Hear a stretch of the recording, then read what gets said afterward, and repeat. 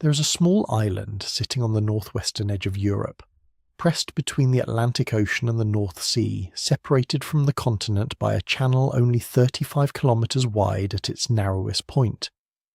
No part of that island lies more than 125 kilometres from the sea. Stand anywhere on it, in a muddy field in Shropshire, on a hilltop in the Pennines, in a market town in the Scottish lowlands, and the coast is never far. The smell of salt and tide is always somewhere on the wind. That fact shaped everything. For centuries the sea was not an obstacle to Britain. It was a road. A network of roads, in fact, running in every direction, connecting this relatively small island, the 7th largest in the world by area, with nearly 12,500 kilometres of coastline, to places it had no geographical right to reach: the Americas, India, China, the coast of Africa, the frozen channels of the Arctic. Britain did not grow into an empire because it was large. It grew because it learned earlier and more completely than almost anyone else how to move across water. That is the story we're going to follow. We'll begin in the dockyards, the great industrial complexes at Deptford, Woolwich, Chatham, Portsmouth and Plymouth, where tens of thousands of men hammered, sawed and caulked their way through mountains of Baltic oak and Scandinavian pine, building the ships that would carry British ambition to the far side of the world. We'll trace the innovations that changed naval warfare, the copper sheathing that began transforming the Royal Navy's hulls in the 1770s and 1780s, the financial machinery that kept fleets at sea for years at a time, the logistical systems that turned scattered islands and distant ports into a coherent empire. We'll follow the wars, the engagements and campaigns that one by one cleared the ocean of rivals and left Britain in command of the sea lanes that mattered most. We'll walk through the choke points, the Cape of Good Hope, the Suez Canal, the Strait of Malacca, the harbour at Singapore, the rocky anchorage at Hong Kong, places where whoever held the gates controlled the trade, and then we'll slip into stranger waters, because the history of Britain at sea is not only a history of power and strategy, it is also a history of vanishings, ships that sailed out of harbour and were never seen again, crews found missing without explanation, expeditions that pushed into ice-locked passages and simply stopped sending letters home. The sea gave Britain its empire, and the sea kept its secrets. Before we dive in, take a second to like the video and subscribe, but only if you genuinely enjoy this strange little corner of the internet. Now, back to that island. Geography is not destiny, but it has a way of nudging things in a particular direction. Britain's position on the Atlantic fringe of Europe meant that the prevailing southwesterly winds, the great westerlies that dominate the North Atlantic, blew consistently off its starboard quarter whenever a ship set out toward the Americas. Sailors learned to use them.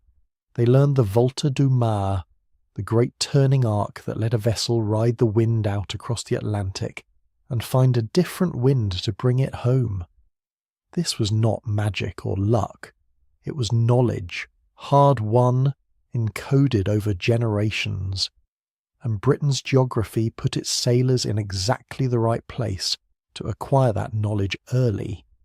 At home, the island's rivers and harbours gave natural shelter to the dockyards that would become the industrial backbone of naval power. Portsmouth's rope house, built in 1665 and stretching over 1,000 feet in length, was one of the largest industrial structures in the world at the time, a building dedicated entirely to the manufacture of rigging for warships. That kind of infrastructure did not appear by accident. It grew from a recognition, repeated across generations of English and British monarchs and ministers, that the sea was not a margin of the national story. It was the centre of it. Yet for all the advantages of geography, Britain's early maritime expansion rested on a persistent vulnerability. The ships that sailed from those dockyards were built largely from timber that Britain did not possess in sufficient quantity. High-quality oak came from the Baltic, masts came from Scandinavia, hemp for rope and tar for waterproofing followed the same sea routes from the same distant forests. The island that ruled the waves was, for much of its early history, dependent on imported materials simply to keep its fleet afloat. That tension between naval ambition and supply chain fragility would shape British foreign policy for more than a century and push the empire toward North America in search of timber as much as treasure.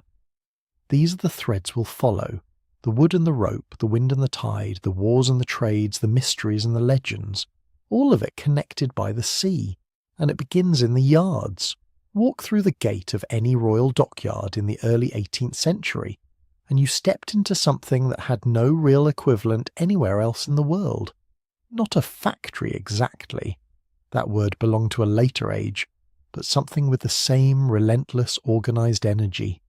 Smoke rising from the pitch kettles, the constant percussion of mallets and adzes, the smell of fresh-cut timber and hot tar and the salt marsh beyond the walls, and everywhere, men at work, moving with the particular purpose of people who understood that their labours would eventually hold back the ocean.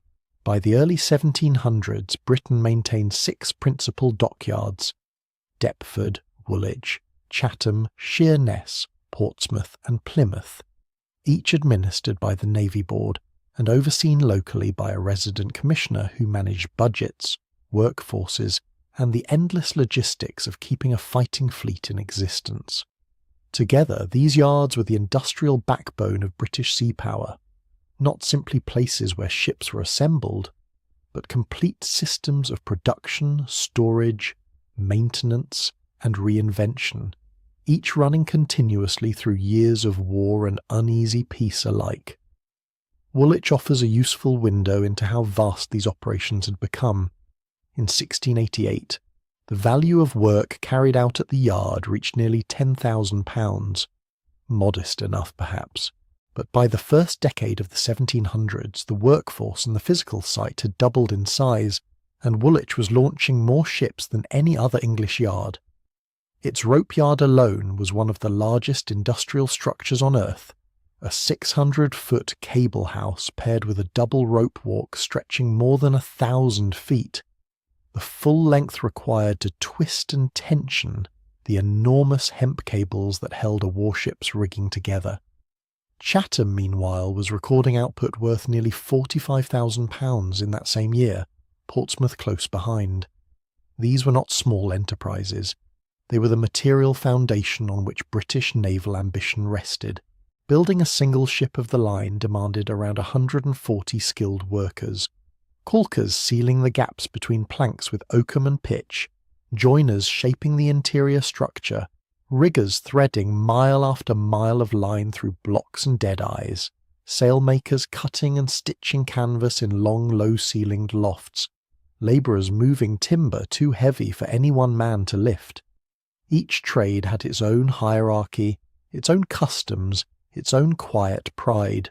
A master shipwright who could read a draft and hold an entire vessel's proportions in his head was as valuable to the crown as any admiral, though considerably less celebrated. What gave the system its long-term resilience was standardization. In 1719, the Navy Board introduced what became known as the Establishment, a set of detailed specifications governing the dimensions, timber scantlings, and gun armaments of each class of warship. A first-rate ship of the line built at Portsmouth would conform to the same basic blueprint as one built at Chatham. Components could be measured against a common standard. Yards could plan their timber orders with predictable accuracy. Replacement parts could be dispatched to a ship in need without bespoke crafting from scratch. The 1719 establishment was not without its critics, and those criticisms proved valid, since the rigid adherence to fixed designs arguably slowed British naval innovation for several decades, a debate that naval historians continue. But in the context of fighting sustained, expensive, globe-spanning wars, the ability to produce large numbers of serviceable ships at pace was often worth more than the ability to produce a handful of exceptional ones. And those wars were coming. The capacity built up in the yards through the early 18th century would be tested not in home waters, but in seas the dockyard workers had never seen: the Indian Ocean, the Caribbean, the coast of the Americas. Maintaining a fleet at the far end of a 6-month supply chain required stores of timber and cordage and canvas that had to be pre-positioned, pre-calculated, pre-imagined by administrators sitting in offices on the Thames. It required, in other words, not just industrial muscle but institutional memory. Which brings us to the other maritime system operating in parallel with the Royal Navy during this period, one with its own ships, its own ports, and very nearly its own foreign policy. The East India Company had been sailing east since 1600, and by the early 18th century it had grown into something strange and unprecedented. It was not a country. It had no king, no parliament, no territory it could formally call its own by the laws of nations, and yet the East India Company behaved for much of its history like something very close to a sovereign power. It negotiated treaties, it raised armies, it administered justice in the ports it controlled, and it sailed fleets of large, heavily armed vessels across oceans that most Europeans would never see, carrying spices, cloth, saltpeter, and eventually the vast quantities of tea that would become inseparable from the idea of Britain itself. The company had been chartered by Elizabeth I in 1600, given exclusive rights to trade in the East Indies, a term that covered everything from the Persian Gulf to the Pacific, depending on who was drawing the map. For the first century of its existence, it was a genuinely precarious enterprise, fighting for position against the Dutch East India Company, which was better capitalised, more ruthless, and had arrived in Asia with a clearer appetite for territorial control. The English company lost the Spice Islands at Amboyna in 1623 in circumstances that combined commercial defeat with massacre, and it pivoted, not entirely by choice, toward the Indian subcontinent. That pivot, forced by Dutch aggression, would ultimately produce one of the most consequential geopolitical transformations of the modern world. By the early 18th century, the company had established its 3 great presidencies at Bombay, Madras, and Calcutta, each with its own governor, its own garrison, its own warehouses and counting houses and systems of local authority. These were not merely trading posts. They were nodes in a logistics network of extraordinary reach, connected by sea lanes that the company's captains knew with a precision that no chart could fully capture. Knowledge accumulated over generations of voyaging, of reading the monsoon winds, of learning when to depart and when to wait, which currents to use and which anchorages to avoid. The ships themselves occupied an unusual position in the maritime world. East India men, as they were known, were among the largest merchant vessels afloat, heavily built, capable of carrying several hundred tons of cargo, and armed with rows of cannon that made them look at a distance like warships of middling power. They were not as fast or as manoeuvrable as a naval frigate, but they were substantial enough to deter most pirates and formidable enough to cause problems for any naval opponent who met them in isolation. Their size was a statement of intent. The company was not in the business of small margins and swift passages. It moved goods in volume across distances that required months, and it protected those goods accordingly. The monopoly the company held over British trade east of the Cape of Good Hope was the formal legal foundation of its power, but historians have argued at length about how decisive that monopoly actually was in economic terms. Some have seen it as the engine of British commercial expansion into Asia, the institutional guarantee that made the enormous capital investment required for long-distance trade feasible, since merchants needed certainty that competitors could not simply undercut them after they had borne the risks and costs of opening a route. Others have argued that the monopoly constrained trade as much as it enabled it, and that private merchants operating outside the company's exclusive charter, sometimes legally, sometimes in the grey spaces of the law, moved goods, built relationships, and accumulated knowledge in ways that rivaled and sometimes surpassed the company's formal operations. The debate has not been settled cleanly, and that ambiguity matters because it complicates any simple story about how British commerce captured the Indian Ocean. The reality was messier and more plural than either the company's own records or its detractors have allowed. What the company did provide, beyond any argument, was institutional continuity. It persisted, it accumulated. Its administrative systems, its legal frameworks, its maps and sailing directions and diplomatic correspondences represented a form of organizational memory that outlasted any individual merchant, any single voyage, any particular commodity. When the political or economic winds shifted, and in Asia they shifted constantly, the company had the institutional depth to absorb losses and continue. Private merchants could be brilliant and resourceful, but they could also be ruined by a single bad season. The company was too large and too structurally embedded to be ruined in that way, which is precisely why its relationship with the British state grew steadily tighter, even as critics argued that a private corporation should not hold the powers of a government. The relationship between the company and the Crown was never simple.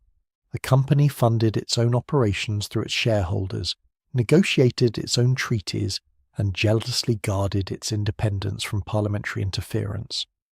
But it also operated in the knowledge that the Royal Navy patrolled the sea lanes on which it depended, that British diplomatic pressure could open doors that company factors could not unlock alone, and that in moments of genuine crisis, when Mughal emperors grew hostile, when French ambitions in India turned military, it could call on national resources that no private enterprise could have mobilized independently. The boundary between company interest and national strategy was permanently blurred, and both sides seemed to have preferred it that way. Accountability was diffuse, profits were private. Costs, when they grew large enough, had a way of becoming public. Consider the logistics of a single commodity to understand what the system actually looked like in practice. Tea, which became the dominant import in the later decades of the company's history, moved along a route of extraordinary length and complexity.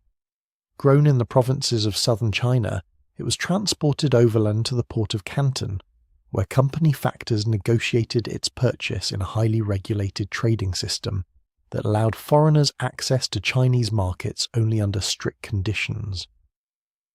It was then loaded onto Indiamen that sailed southwest past the Philippine archipelago, through the Straits of Malacca, or around the southern tip of Sumatra, across the Indian Ocean, around the Cape of Good Hope, north through the Atlantic, and finally into the Thames at London, where it was warehoused, auctioned, taxed, and distributed across Britain and its colonies.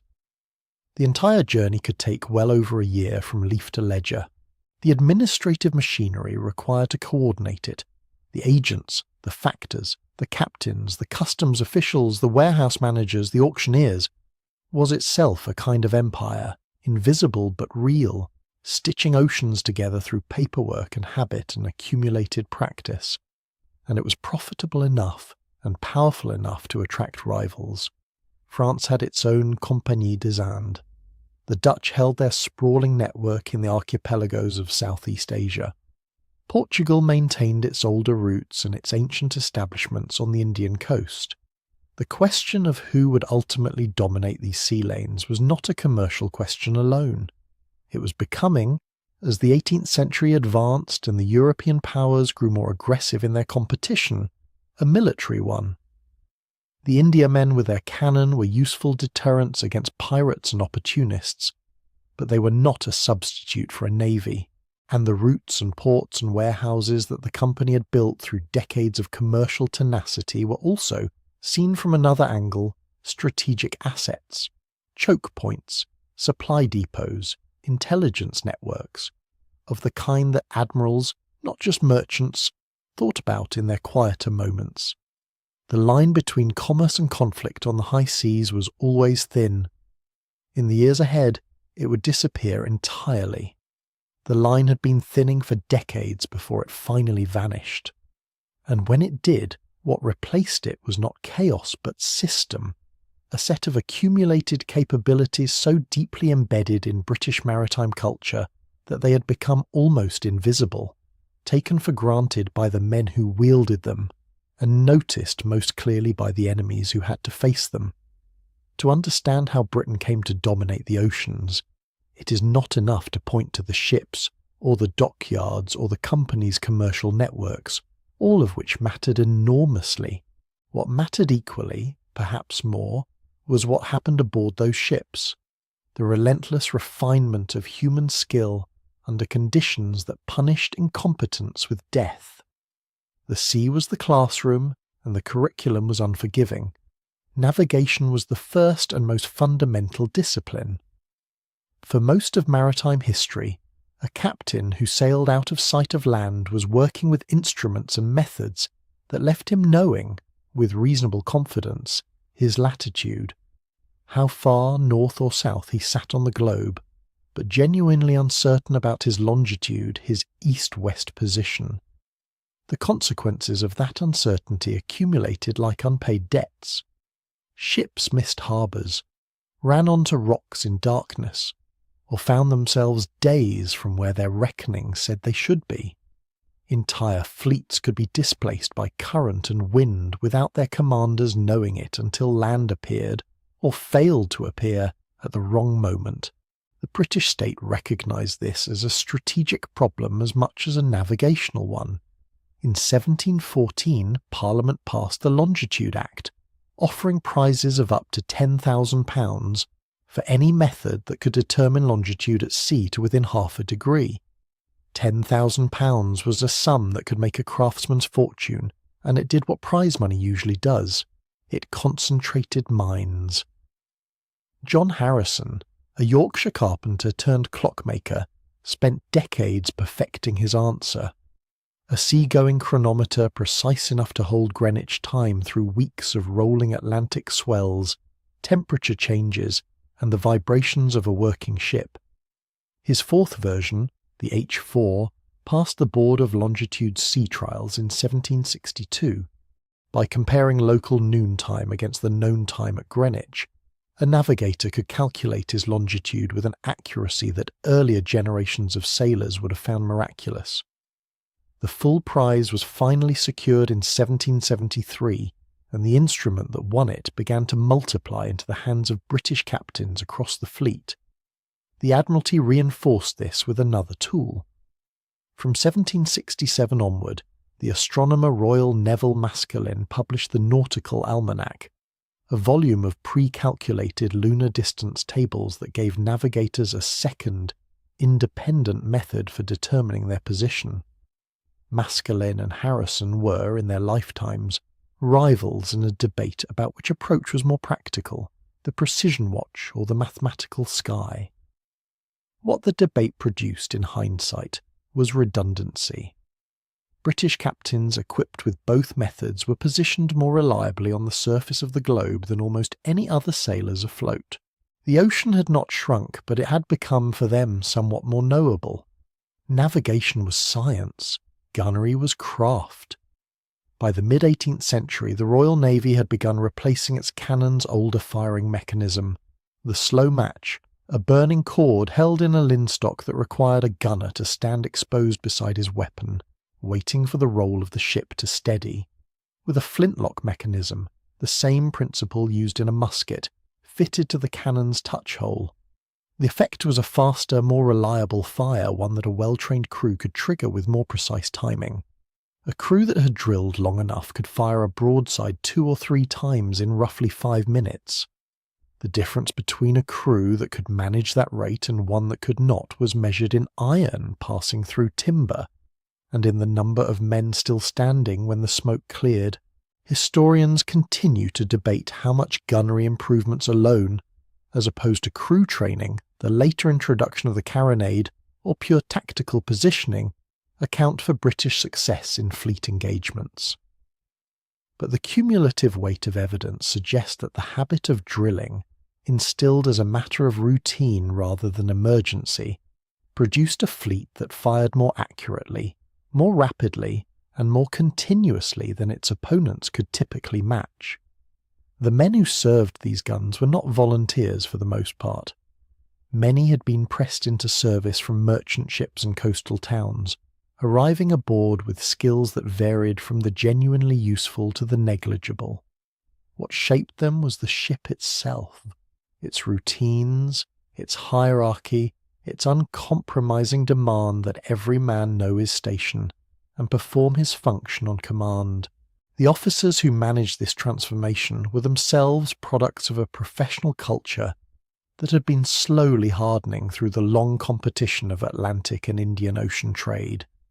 Lieutenants who had served as midshipmen aboard Indiamen, captains who had learned their trade on convoy escort and coastal survey, flag officers who had seen action in the Caribbean and the Channel. These were men whose careers had moved between commerce and war so often that the distinction had ceased to mean much. Seamanship was seamanship, whether the ship flew a merchant's house flag or the white ensign. Alongside the sailors were the Marines, soldiers trained to fight aboard ships and ashore at the amphibious edge of empire, equally at home forming a landing party on a hostile beach or keeping order between a restless crew below decks and the officers above. They would appear again and again in the larger story of British expansion, at moments when the Navy needed a cutting edge that cannon alone could not provide. Keeping all these men alive and functional over months at sea was, in its own way, as technically demanding as navigation or gunnery. The Victualling Board oversaw a supply system of remarkable scale, operated from yards at Deptford, Portsmouth, and Plymouth, with outposts as far as Gibraltar.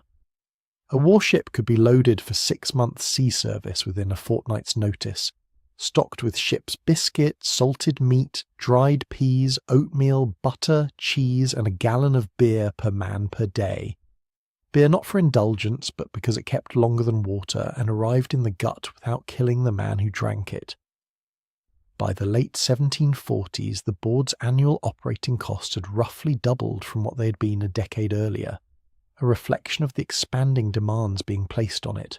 The problem of scurvy, the slow collapse of the body that came from months without fresh citrus, had not yet been fully solved, but it was being studied, argued over, and gradually pushed back through experiments with preserved lemon juice and improved diet management.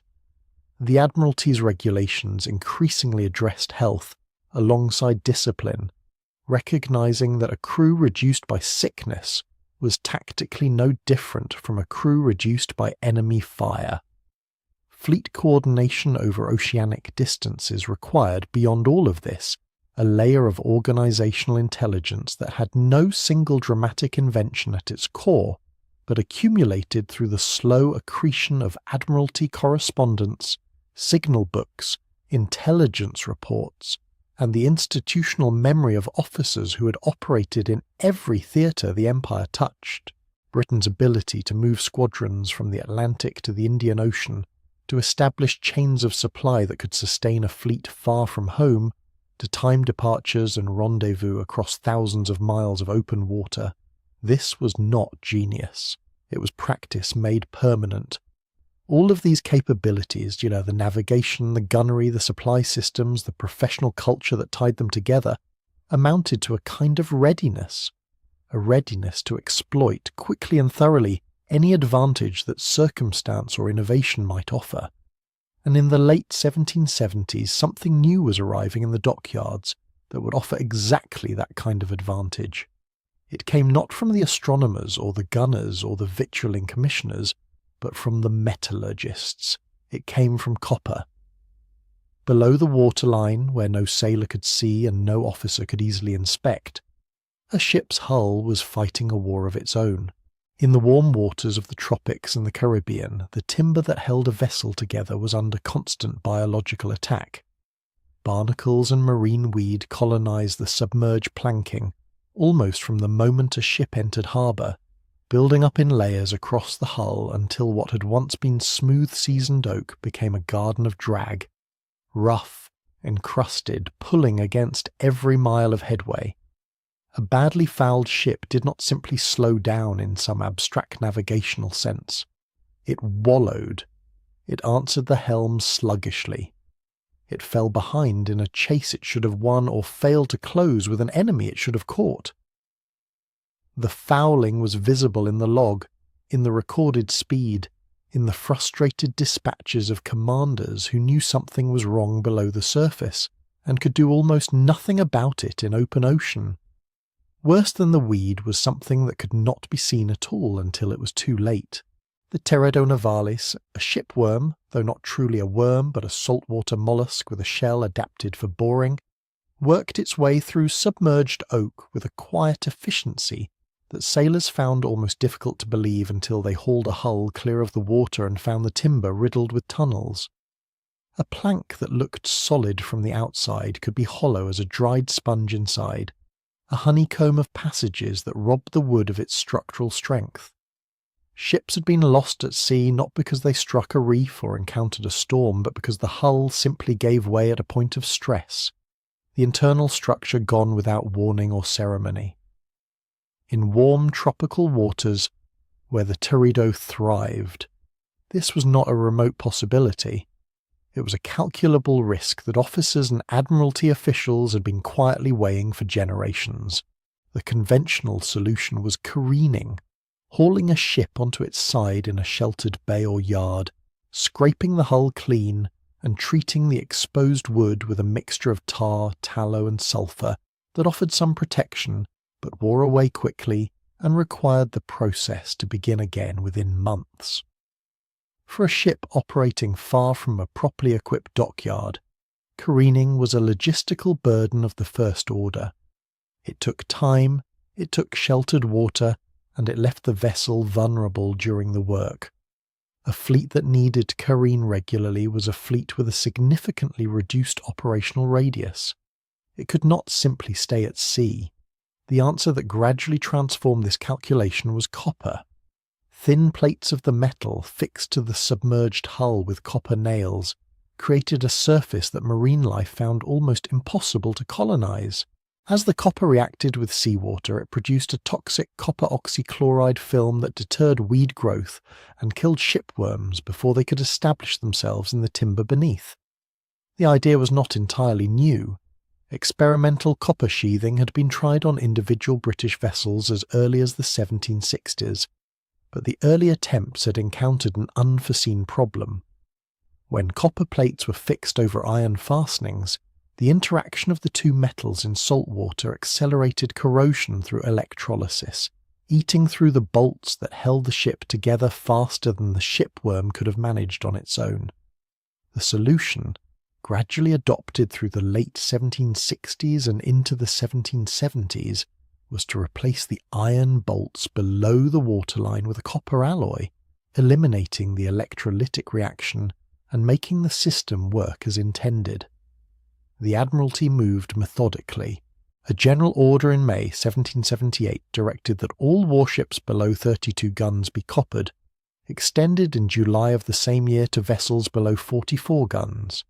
In February 1779, the first 74-gun ships of the line, the workhorses of fleet action, the vessels around which a battle squadron was built, were ordered to receive the same treatment, including the Russell and the Invincible. By 1781, the scale of the conversion had become remarkable. 82 ships of the line, 14 50-gun ships, 115 frigates, and 182 smaller vessels had been coppered. The cost was considerable. A single 74-gun ship required roughly 15 tons of copper, around 300 plates, at a cost of approximately £1,500, compared with £262 for a conventional wooden-sheathed hull. The Admiralty spent the money anyway, because the return was immediate and observable. A coppered hull was faster. The precise improvement in speed varied with conditions and from ship to ship, and the figures in different accounts do not always agree.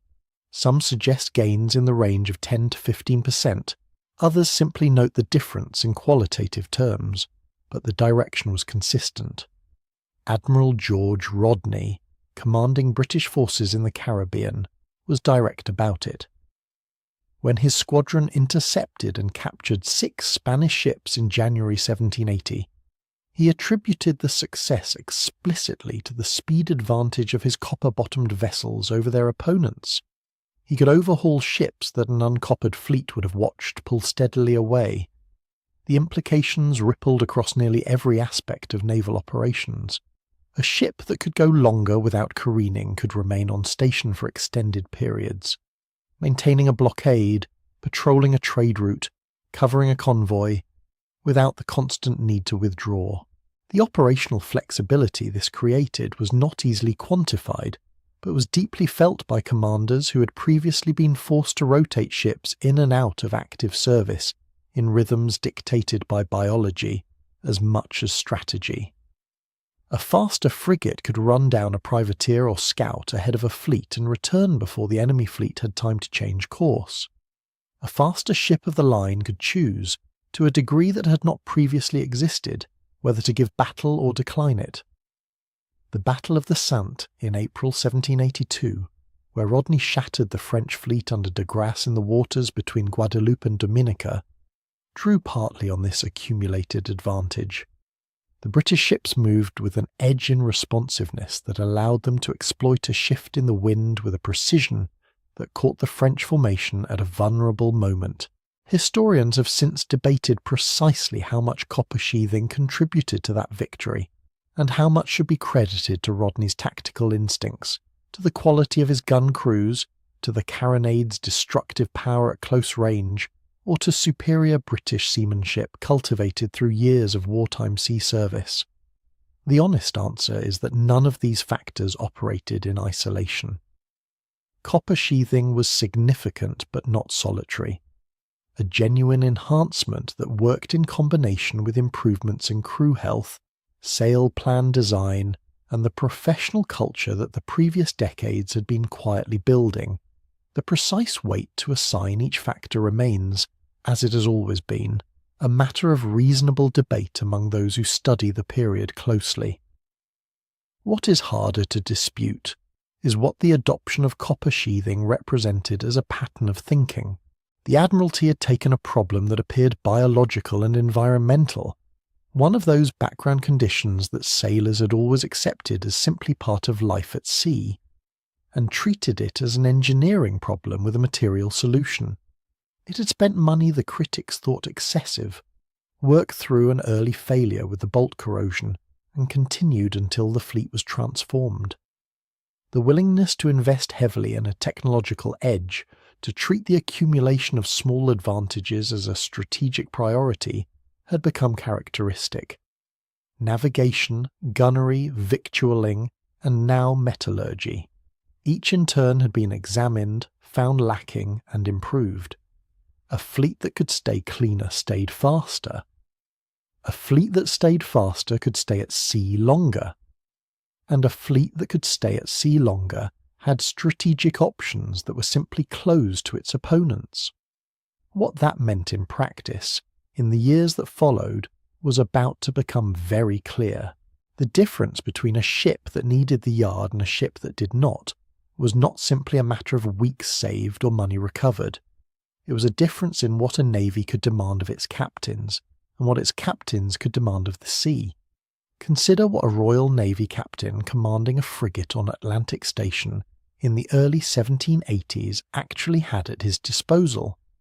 His ship had been coppered at the yard. The copper plates had been driven home with copper nails over a layer of paper and tarred felt, and the hull beneath them was sound timber in good condition. He knew with a practical certainty that his predecessors had not enjoyed, that the hull would remain essentially clean for the better part of 2 years. He did not need to calculate with each passing month how many knots he was losing to barnacle growth, or when he would need to break off his patrol and spend weeks in a sheltered anchorage scraping weed from planking. He could stay where he was, and staying where he was in strategic terms meant an enormous amount. The Royal Navy's victualling network had been improving steadily through the same decades that produced the Copper Revolution. The Victualling Board maintained depots at Portsmouth, Plymouth, and Deptford, and stocked provisions, salt beef, biscuit, dried peas, oatmeal, spirits, on a scale that allowed a fleet to draw supplies without returning to England. Forward bases in the Atlantic extended the chain. Gibraltar held stores for Mediterranean operations, Halifax for the North American station. A ship's surgeon, better supplied with citrus juice and anti-scorbutic provisions than his counterpart 30 years earlier, could keep a crew functional at sea for periods that would previously have produced crippling outbreaks of scurvy. The mast and rigging works at the major yards could turn around a frigate in days rather than weeks if the damage was not catastrophic. All of this infrastructure, the rope walks, the co-op bridges, the salt meat barrels, the hemp stockpiles, existed to support ships that were expected to be at sea. Copper sheathing made those ships worthy of the investment, because ships that could stay clean could stay operational, and ships that stayed operational could justify the enormous logistical effort behind them. What this meant in practice was blockade.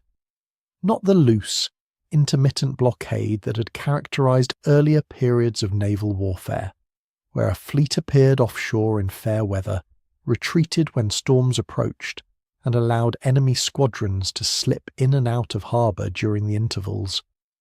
But a sustained, close blockade that could endure for months at a time in almost any conditions.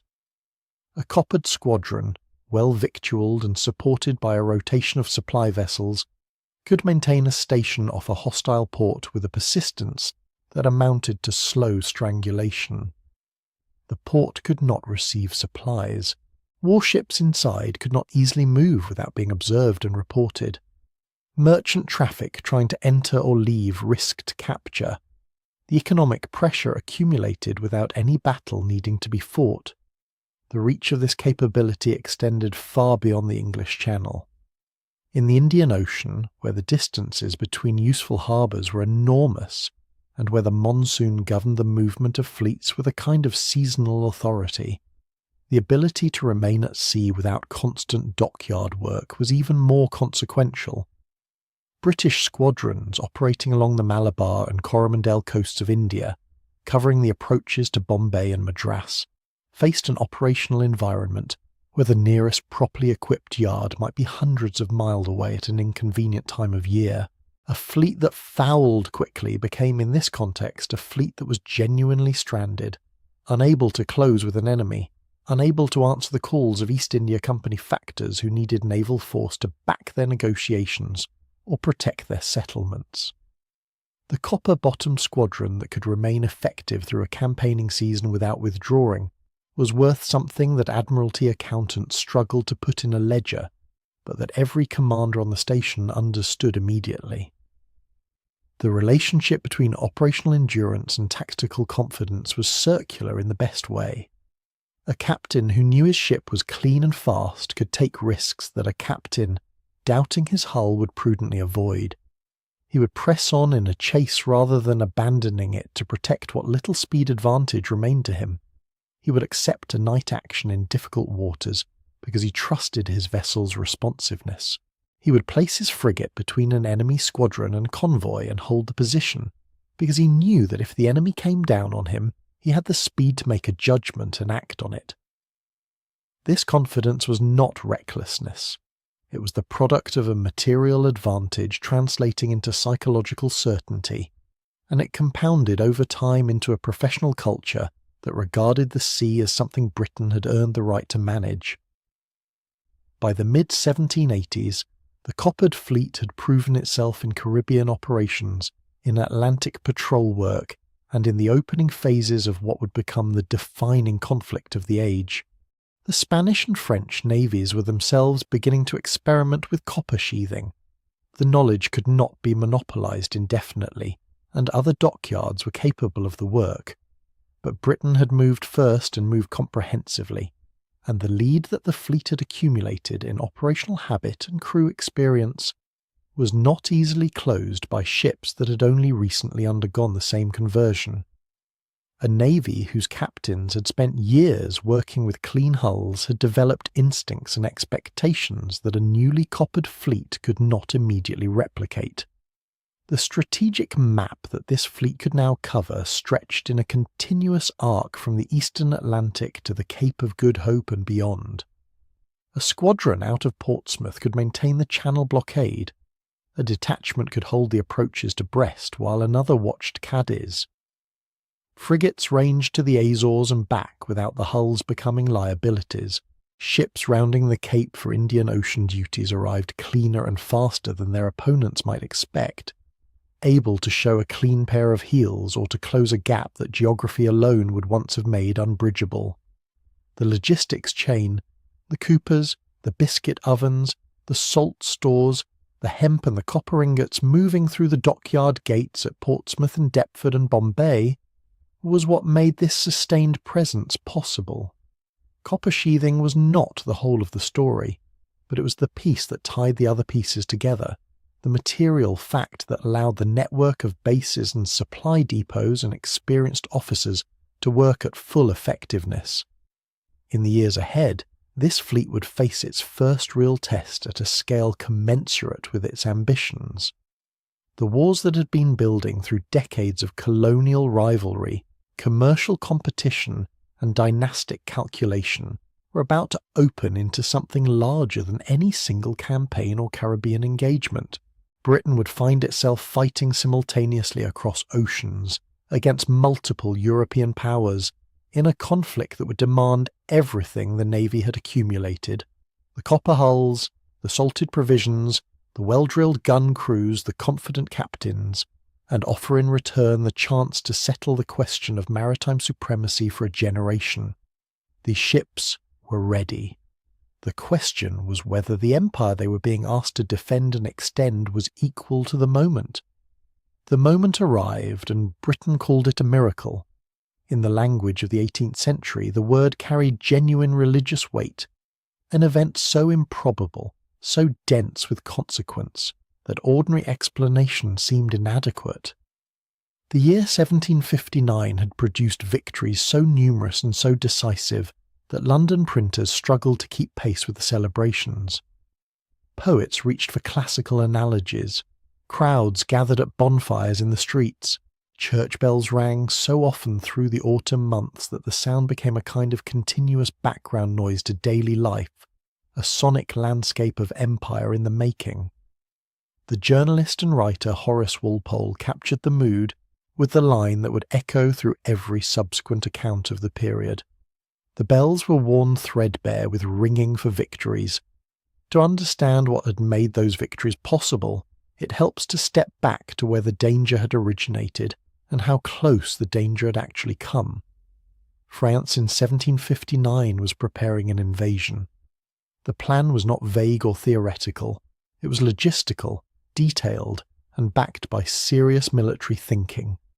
Flat-bottomed transport vessels were assembling in the harbours of Brittany. An army was being readied to cross the Channel and strike at the British mainland. The French government understood correctly that if it could neutralise Britain's capacity to interfere in European and colonial affairs by threatening the home islands directly, the entire strategic balance of the ongoing war would shift in France's favour. Spain watched from the wings, calculating its moment. What stood between that invasion force and the English coast was a fleet, and behind that fleet was everything that had been assembled over the preceding decades. The dockyards, the victualling networks, the trained crews, the copper-hulled ships that could maintain their station through weather that would have driven earlier squadrons to seek shelter.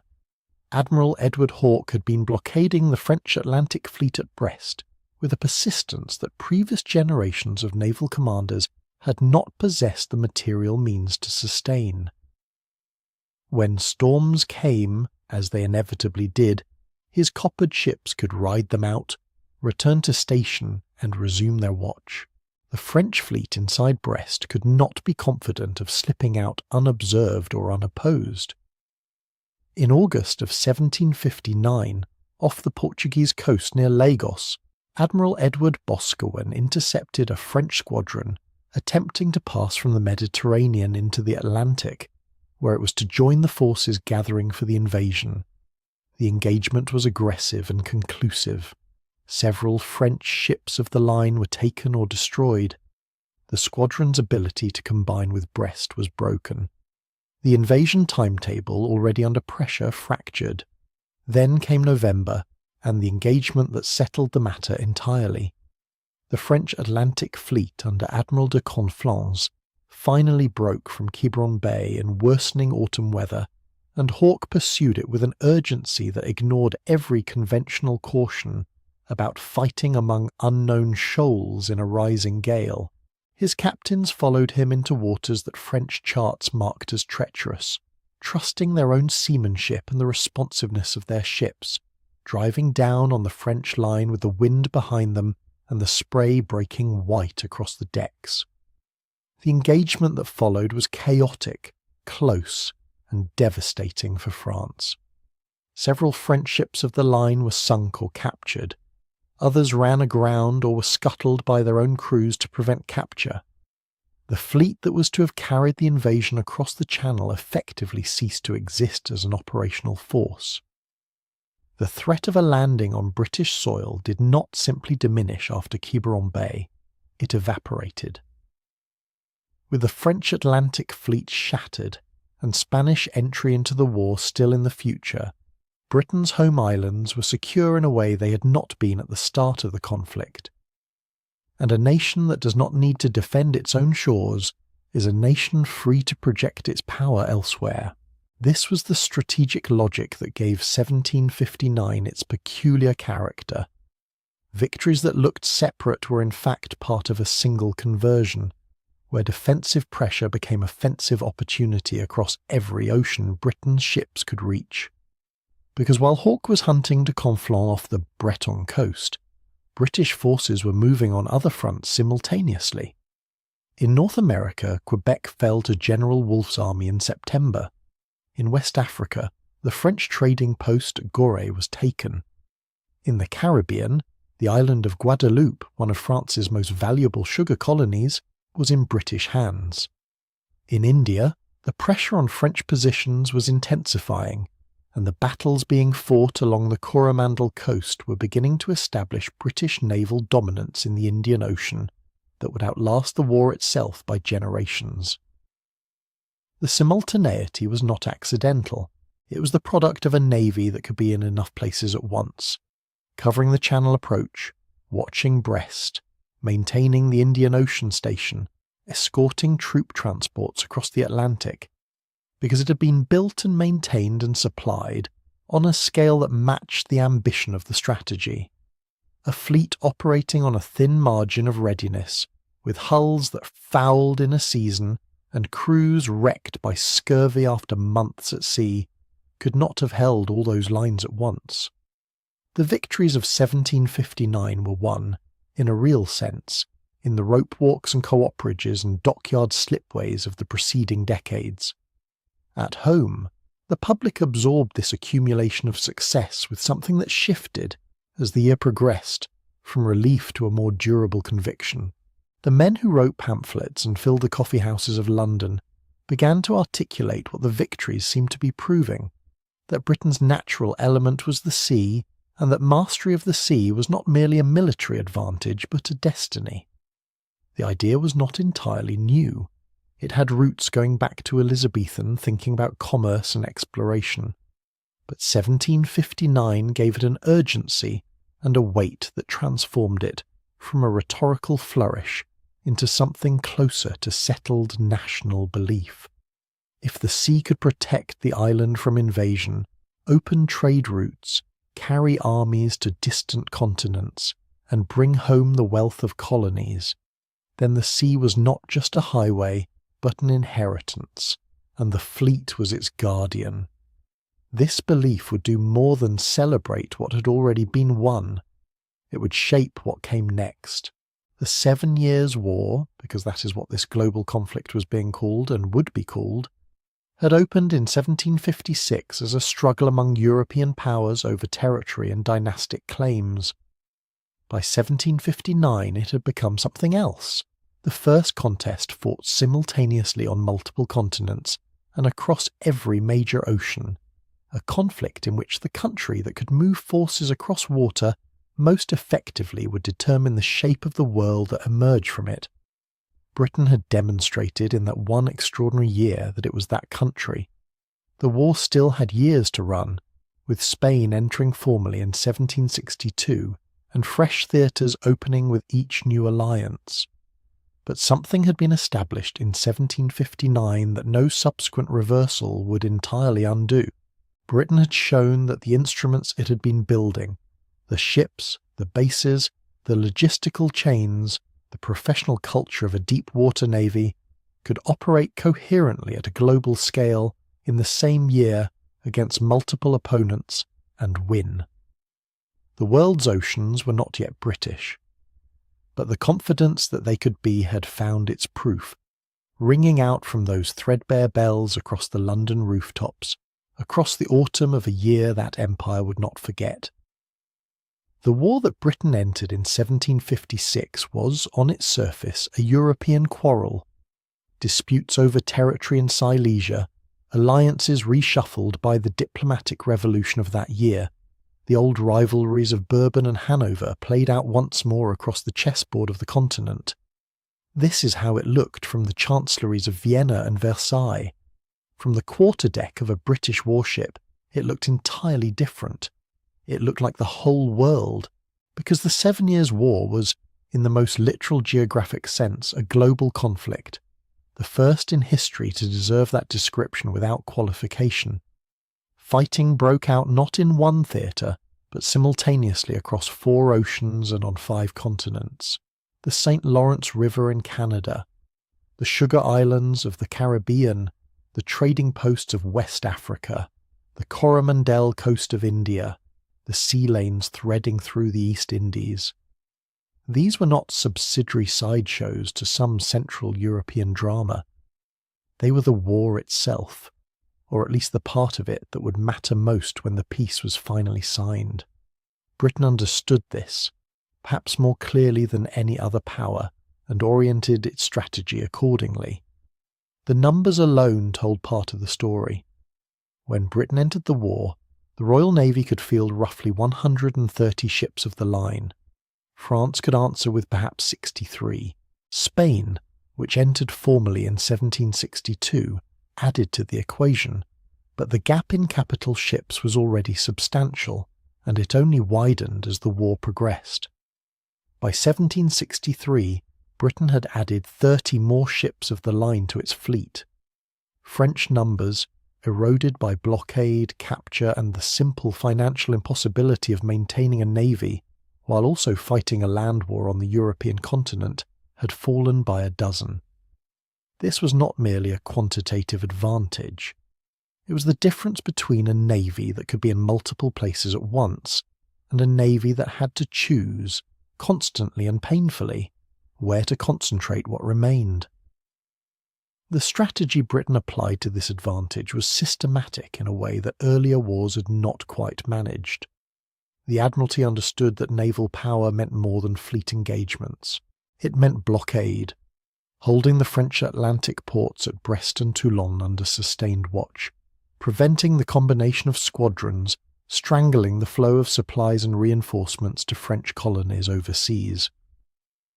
The blockade of Brest that Admiral Hawke maintained through 1759 was a logistical achievement as much as a naval one, requiring a continuous rotation of ships, a supply chain capable of victualling squadrons at sea, and the kind of administrative coordination that the Admiralty had been slowly perfecting across decades of institutional learning. When the French Atlantic Fleet finally broke from Quiberon Bay in November of that year, Hawke's response was immediate, aggressive, and decisive. The damage done to France's naval capacity in those autumn waters echoed through every subsequent campaign of the war. But Quiberon Bay, decisive as it was only one chapter. The deeper mechanism that made British strategy function at global range was the integration of merchant shipping, convoy protection, and military force into something approaching a unified system. The Admiralty organised convoys on a regular schedule, protecting the merchant fleets that carried not just trade goods, but the supplies and credit that financed everything else. Privateers from French and Spanish ports preyed on unescorted vessels with predictable ferocity, and the convoy program existed precisely to deny them easy targets.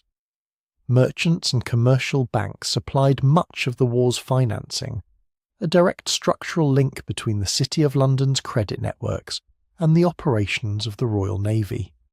Britain spent roughly £45 million on its navy over the course of the war, about a quarter of total war costs, while the national debt climbed from £74 million to over £130 million. These were staggering sums, and they were made possible only because commercial credit flowed toward a navy that demonstrated year after year that it could protect the trade those loans were financing.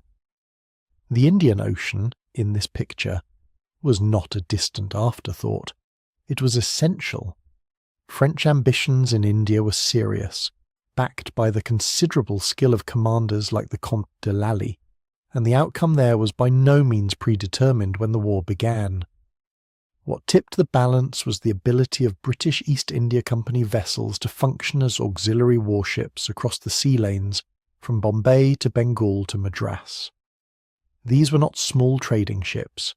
East India men were heavily armed, often commanded by men who had learned their trade in the Royal Navy and capable of operating over oceanic distances that would have been impossible for a less experienced maritime culture. They secured the supply lines that kept British land forces in the field. They disrupted French communications, and after the French defeat at sea off the Indian coast, they helped establish a British presence in Asian waters that no rival power could effectively challenge for the remainder of the century. The interaction between the company's commerce and the Navy's military force was complicated. Scholars continue to debate how precisely the weight of advantage should be divided between the East India Company's monopoly and the private merchants operating in its shadow, and the question of who profited most from wartime trade remains genuinely contested. What is not contested is the outcome. By 1763, French naval influence in the Indian Ocean had been so thoroughly broken that it would take another 2 decades, and a different kind of war, to even partially restore it. The sea lanes from Britain to India were not yet automatic possessions, but they were already, in practice, British waters. The network that emerged from the war's conclusion was not simply a collection of territorial gains, though the gains were substantial. Quebec, several Caribbean islands, Florida, Senegal, and the consolidation of influence across the Indian subcontinent. More durable than any individual acquisition was the infrastructure of maritime control that the war had both tested and expanded. Bases and anchorages established or secured during the conflict created the skeleton of a global system, points from which ships could be provisioned, repaired, and sent out again. Positions that dominated straits, river mouths, and the approaches to ocean passages. The logic of the system was geographic. Control a sufficient number of the places where ships must pass or resupply, and you control the oceans between them. Britain had not yet completed this geometry, but the 7 Years' War had drawn its first clear lines. The peace signed at Paris in 1763 left France exhausted, Spain chastened, and the Dutch watching carefully from the margins of a world that was reorganising itself around British maritime power. In London, the mood was something between satisfaction and restlessness, the kind of restlessness that comes from having demonstrated a capacity and then begun to consider what else that capacity might achieve. The debt was enormous, the empire newly vast, and the question of how to administer and finance the territories that naval power had won would generate its own crises in the years ahead. Colonial taxation, parliamentary sovereignty, and the grievances of distant settlements would resurface in forms that neither Hawke nor Pitt could have entirely anticipated. But the deeper logic of what had been established was already pointing toward the next chapter, those bases, those convoy routes, those institutional habits of projecting force across water. They formed a web whose threads ran not just across the Atlantic, but around the southern tip of Africa and into the waters of the east. The road to India, to China, to the islands of the Pacific was a sea road, and it ran through every latitude the Navy could reach. The question was no longer whether Britain could command the oceans. The 7 Years' War had answered that. The question was how far those oceans went and what lay at their far margins, and that question pointed south, toward a cape of storms and a passage around the bottom of the world. South of the last known anchorage, south of the last familiar headland, the ocean changes character. The swells grow longer and heavier. The wind acquires a steadiness that feels less like weather and more like geography, a permanent feature of the world rather than a passing condition. Sailors who had crossed the Mediterranean or traced the coast of West Africa knew nothing that prepared them for this. The sea south of the 40th parallel runs unobstructed all the way around the globe, gathering energy over thousands of miles of open water until it arrives at the Cape in full force, breaking green and white against the cliffs below Table Mountain. The Portuguese called it Cabo das Tormentas, the Cape of Storms. The name was changed for diplomatic purposes to the Cape of Good Hope, but the sailors who rounded it understood that the original name was the honest one. For 3.5 centuries before the opening of the Suez Canal in 1869, this was the only reliable sea road between Europe and Asia. There was no other passage that a laden merchant vessel could take and expect to arrive. The Red Sea route was obstructed by shallows, hostile powers, and the political complications of transiting Ottoman-controlled waters. The Overland Silk Road was a journey measured in months and caravans, not in tons of cargo. The Cape route was difficult, dangerous, and brutally long, roughly 11,000 nautical miles from England to Bombay, compared to 6,000 via Suez. But it was navigable, and once navigated repeatedly it became known. It became, in the vocabulary of maritime empires, a road made of water and wind, marked not by stones but by stars and currents. The Dutch understood this first, at least among the northern European powers. In 1652, the Dutch East India Company, the VOC, whose initials still carry in them the ghost of that extraordinary mercantile experiment, established a refreshment station at Table Bay, at the foot of Table Mountain, not as a colony in the traditional sense, but as a waypoint. The purpose was specific and practical. Ships that had been at sea for months emerged from the South Atlantic and the Roaring Forties, badly in need of fresh water, fresh food, and medical care for crews ravaged by scurvy and malnutrition. Table Bay provided all of this. The VOC kept gardens, livestock, and a hospital. It did not at first intend to build a city. But logistics has its own momentum, and the settlement grew around its function until it became indispensable to every ship passing between the Atlantic and the Indian Ocean. What the Dutch created, Britain eventually seized, not by accident but by calculation. In 1806, during the Napoleonic Wars, British forces took permanent possession of the Cape Colony, consolidating what had been a temporary occupation a decade earlier. The reasoning was strategic at its most fundamental. If France controlled the Cape, or could use it as a base, then the sea road to India ran through hostile territory.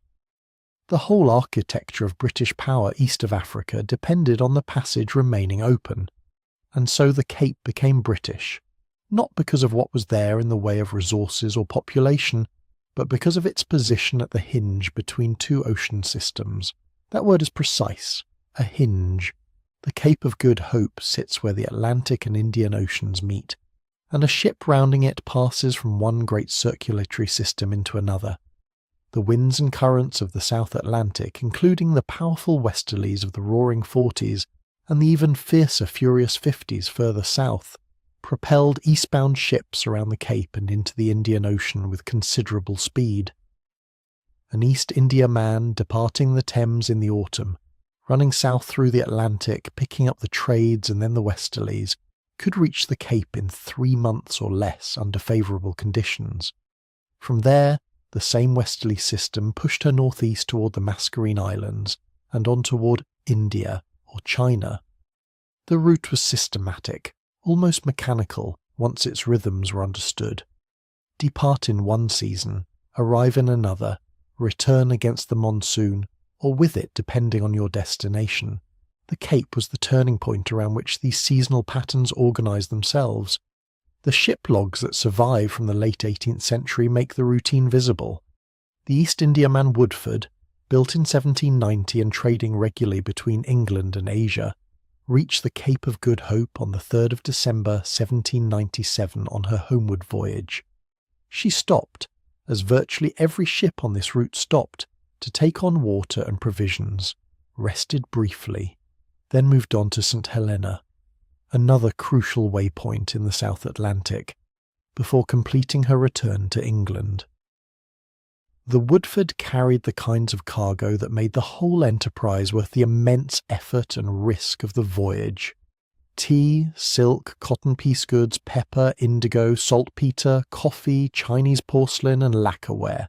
These were high-value, relatively low-weight commodities, the kinds of goods that could survive a 9-month voyage and still generate the profit margins that kept investors in London and Amsterdam underwriting the enterprise decade after decade.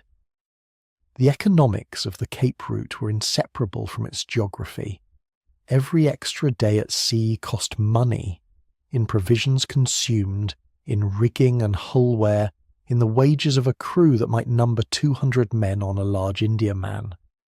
A stop at the Cape was not an interruption of the commercial logic of the voyage. It was part of that logic, a calculated investment in the survival of ship, cargo and crew that made the rest of the voyage viable. Without the Cape waypoint, the passage to India was prohibitively expensive in human terms. Scurvy could kill half a crew between the equator and the Mascarenes.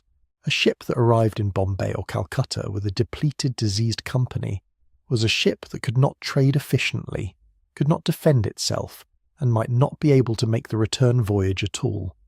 Britain's decision to base the Royal Navy at Simonstown, in the sheltered anchorage south of Cape Town, was a continuation of this logic extended into the military register.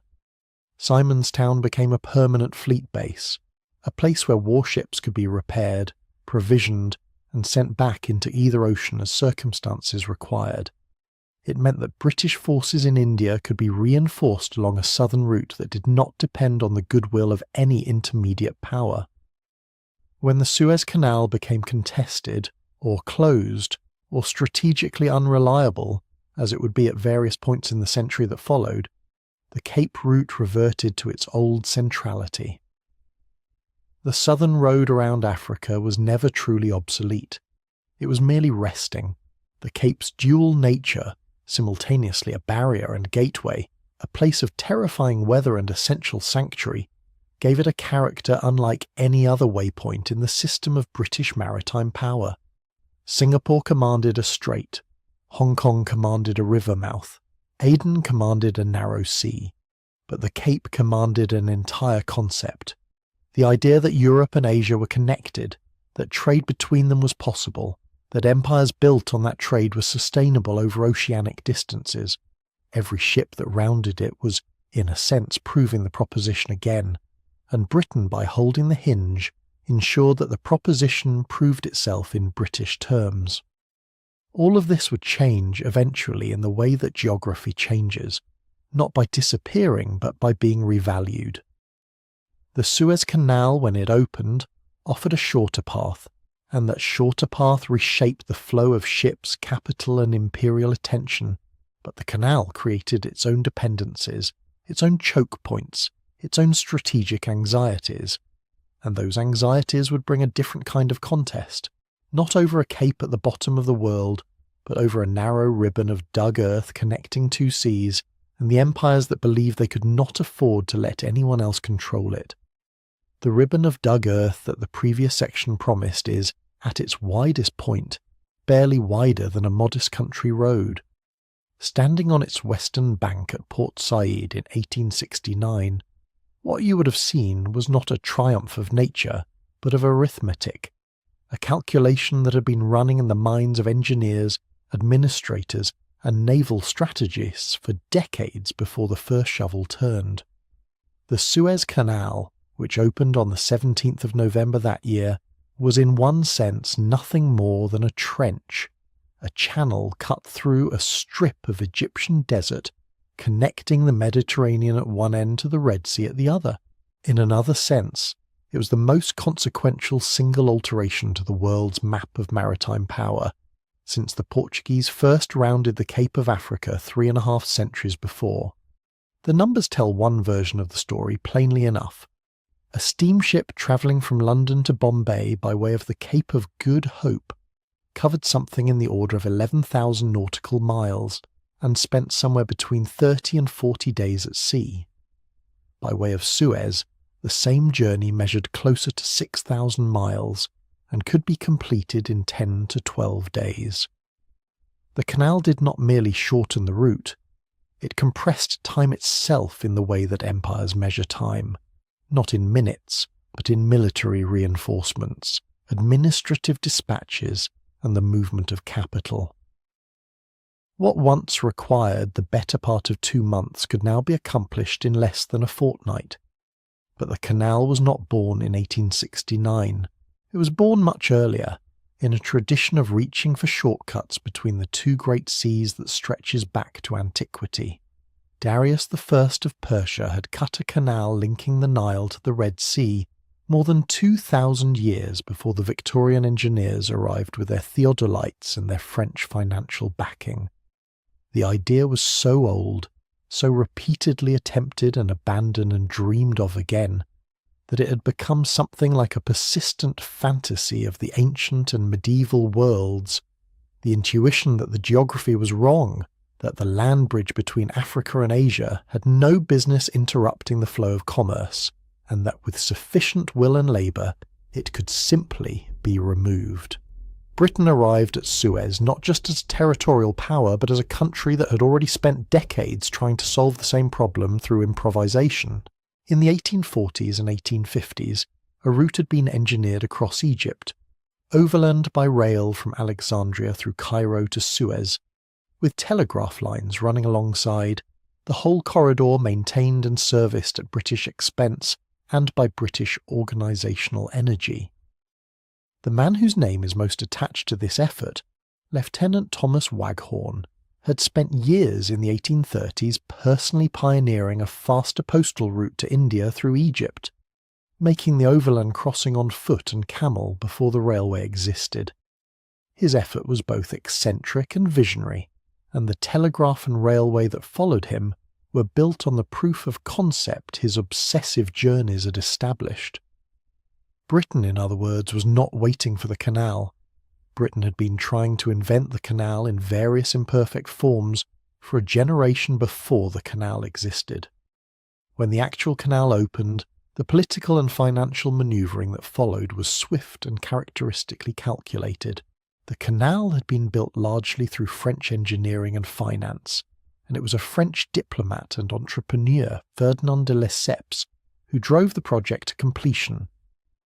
But within 6 years of the opening, the Egyptian Khedive Ismail, drowning in debt, found himself compelled to sell his government's substantial shareholding. The British Prime Minister Benjamin Disraeli, exercising a kind of entrepreneurial statecraft that blurred the line between commercial transaction and imperial act, arranged the purchase of that 44% stake using funds borrowed from the banking house of Rothschild. The British government became the canal's largest single shareholder without firing a shot. The formal military logic arrived in 1882, when a nationalist uprising in Egypt gave Britain the pretext for full military occupation. The canal, which the 1888 Constantinople Convention formally declared open to all ships in both peace and war, was in practice now a British possession, not on any map that would say so plainly, but in every operational sense that mattered. Britain reserved the right to close the canal in wartime, and the garrison along its banks was British. The waterway that was theoretically neutral was, in reality, a British instrument. Understanding why Britain was so determined to hold it requires looking not just at commerce, but at the memory of 1857. The Indian Mutiny had shaken the foundations of British rule in South Asia, and one of its most pressing immediate consequences was the need to rush 5,000 troops through Egypt to reinforce the garrisons there. The overland route through the Waghorn Corridor had served that emergency. The canal would serve the next one faster.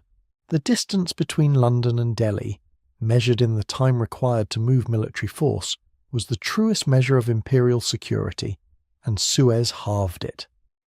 Every administrator in Whitehall who thought about the coherence of British India understood this with uncomfortable clarity. What Suez represents in the longer story of maritime empire is not a rupture but a continuation.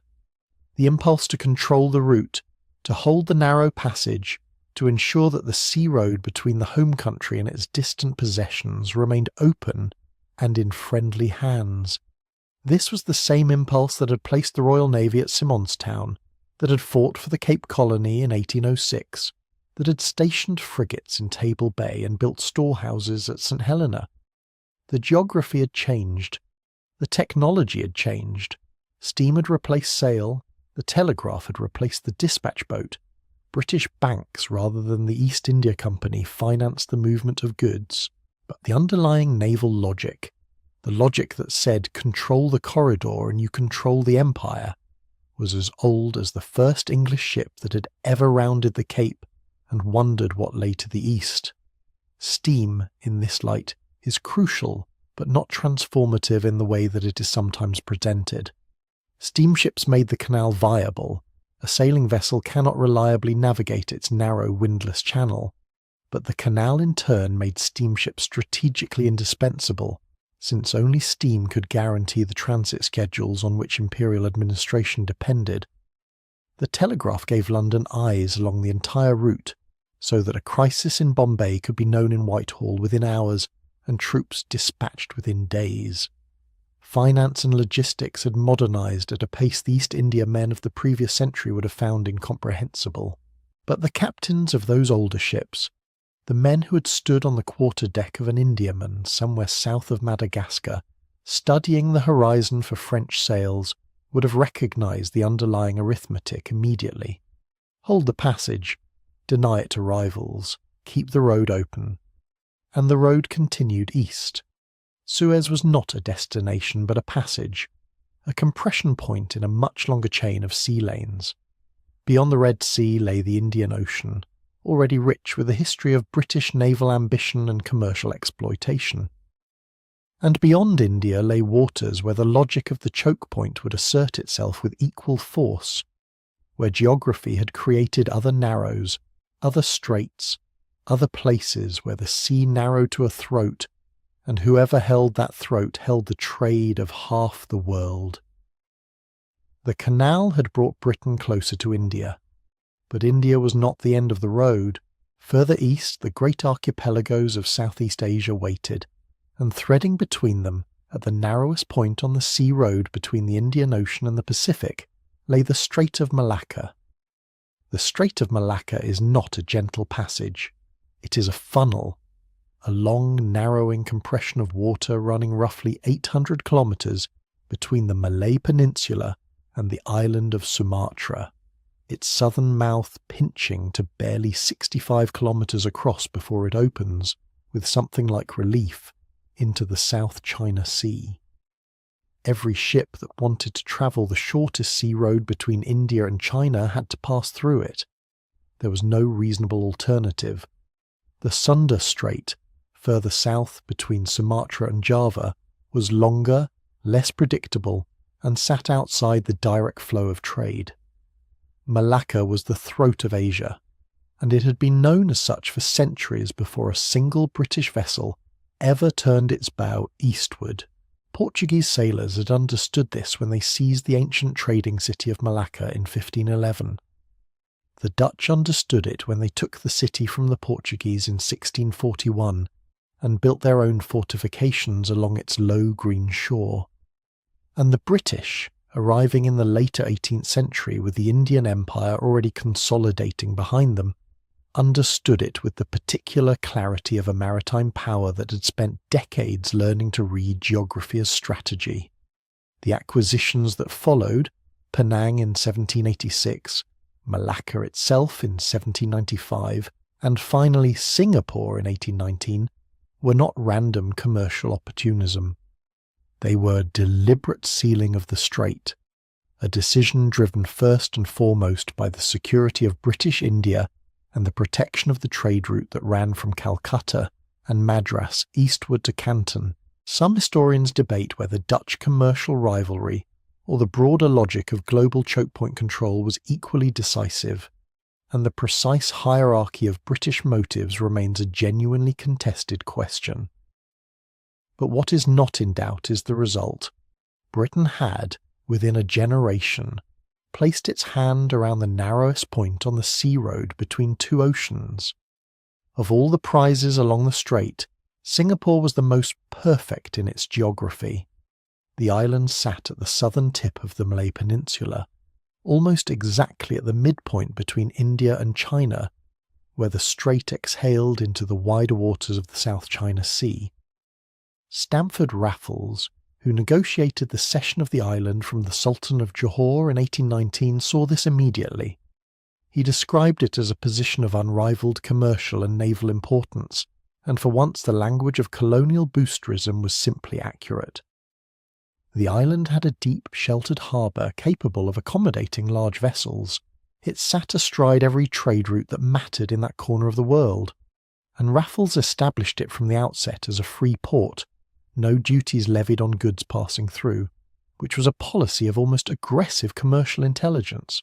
Where other colonial ports extracted tariffs, Singapore invited trade by refusing to tax it. The response was remarkable by any measure. Within a decade of its founding, the harbour was crowded with vessels of every kind imaginable. Square-rigged merchantmen out of Calcutta, Chinese junks heavy with silk and porcelain, Arab dhows that had come up from the Persian Gulf following the monsoon winds, Bugis pros from the Celebes archipelago, American clippers that had rounded the Cape in search of the China trade. By the early 1830s, the port was receiving something in the order of 500 square-rigged vessels annually, a tonnage that had surpassed Penang and was climbing fast. These figures from contemporary colonial reports should be taken as broadly illustrative rather than precise. The record-keeping of the era was imperfect, but the trend they describe is unambiguous. Singapore had become, in barely a decade, one of the most active ports in the world. What made it more than a marketplace was the infrastructure that grew alongside the trade.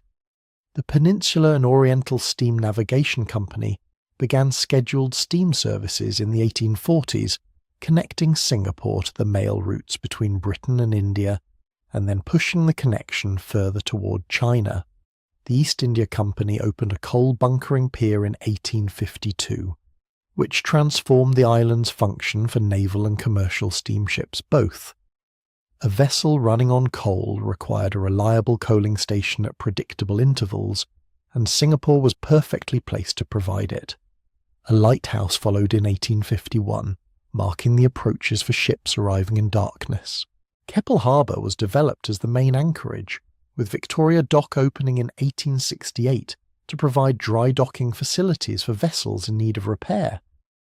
Then in 1871 the telegraph cable arrived, connecting Singapore to the broader network that already linked London to Bombay, Calcutta to Suez. At that moment, the island ceased to be merely a local hub and became a node in a planetary circuit. Stand on the waterfront in Singapore in the 1860s, and the human texture of the place was extraordinary in its variety. A merchant from Madras might be negotiating the price of cotton piece goods on a jetty, within earshot of a Hokkien trader arguing over the quality of pepper.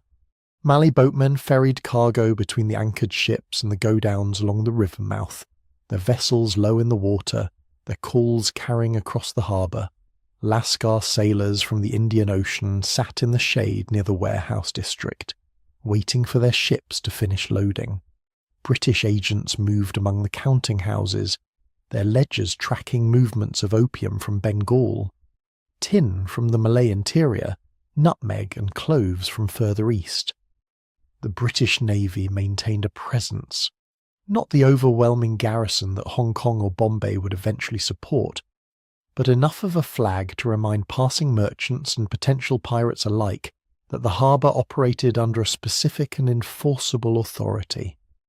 Piracy had long plagued the strait, and British naval patrols worked systematically to suppress it, partly from genuine belief in the duty of suppression, and partly because a pirate-free passage was a commercially productive one.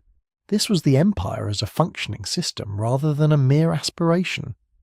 A ship could load Indian opium and textiles in Calcutta, clear the Andaman Sea, refuel and reprovisioned at Singapore, and proceed northeast through the South China Sea to Canton, where the opium would be exchanged for tea bound for London. The route was circular in its logic, and almost mechanical in its efficiency, once the choke points had been secured and the infrastructure laid in place. Singapore was the hinge. It connected the Indian Ocean economy to the Chinese coastal trade, and through both of those to the financial markets of London.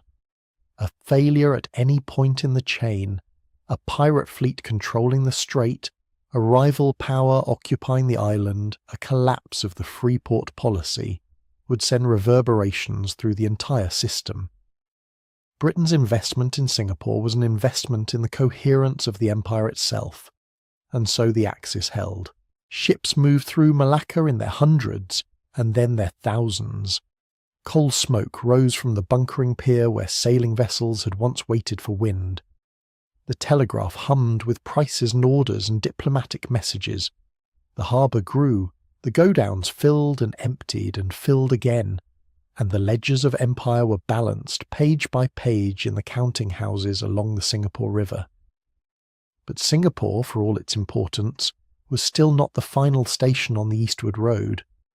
Beyond it lay the South China Sea, and beyond that the coast of China itself, a coastline that had been tantalizing British merchants and naval strategists for decades with its scale, its complexity, and its stubborn resistance to the kind of commercial opening that Britain had achieved elsewhere.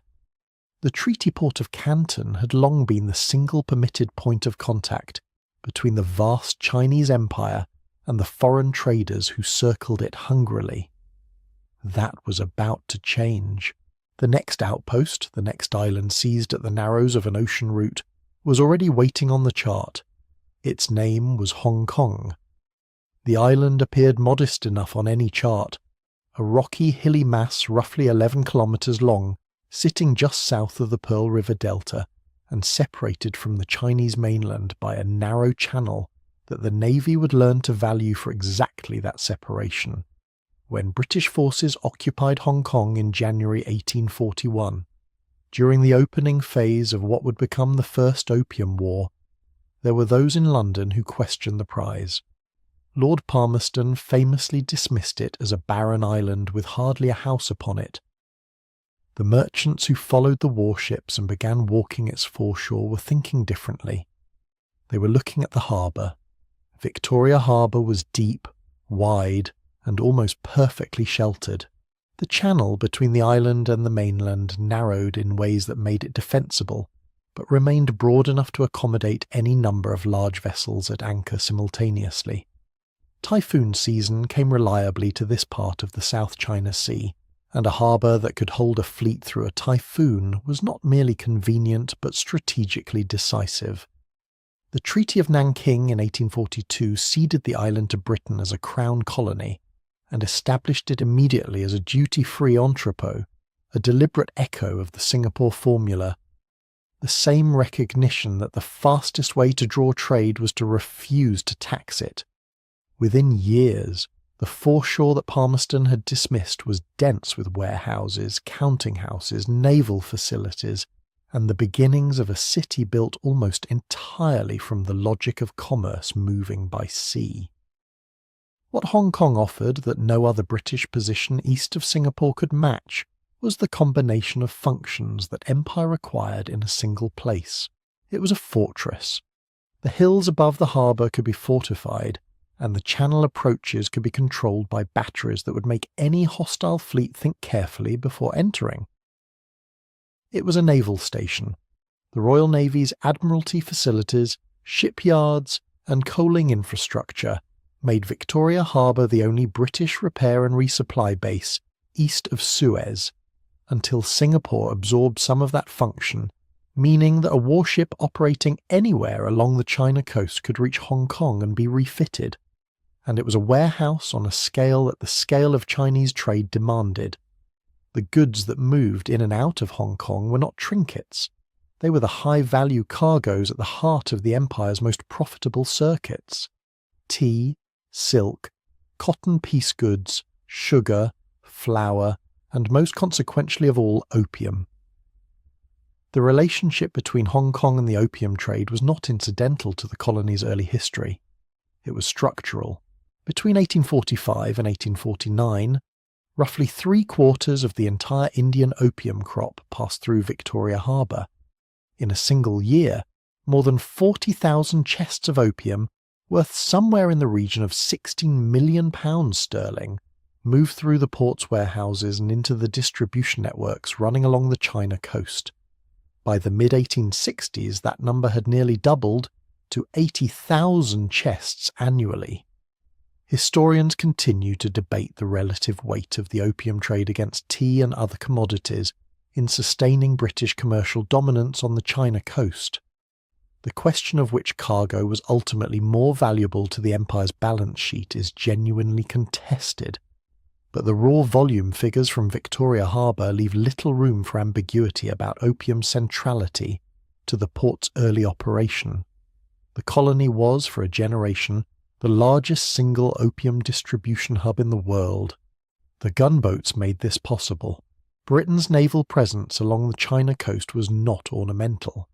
Shallow draft steamers and purpose-built gunboats worked the river mouths and coastal passages where sailing warships could not go, enforcing the treaty rights that had been extracted from the Qing government at Nanking and, later, at further treaty ports opened along the coast: Amoy, Fuzhou, Ningbo, Shanghai.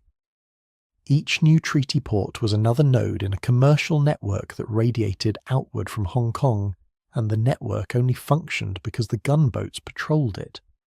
The relationship was circular and self-reinforcing in the way that imperial systems tended to be.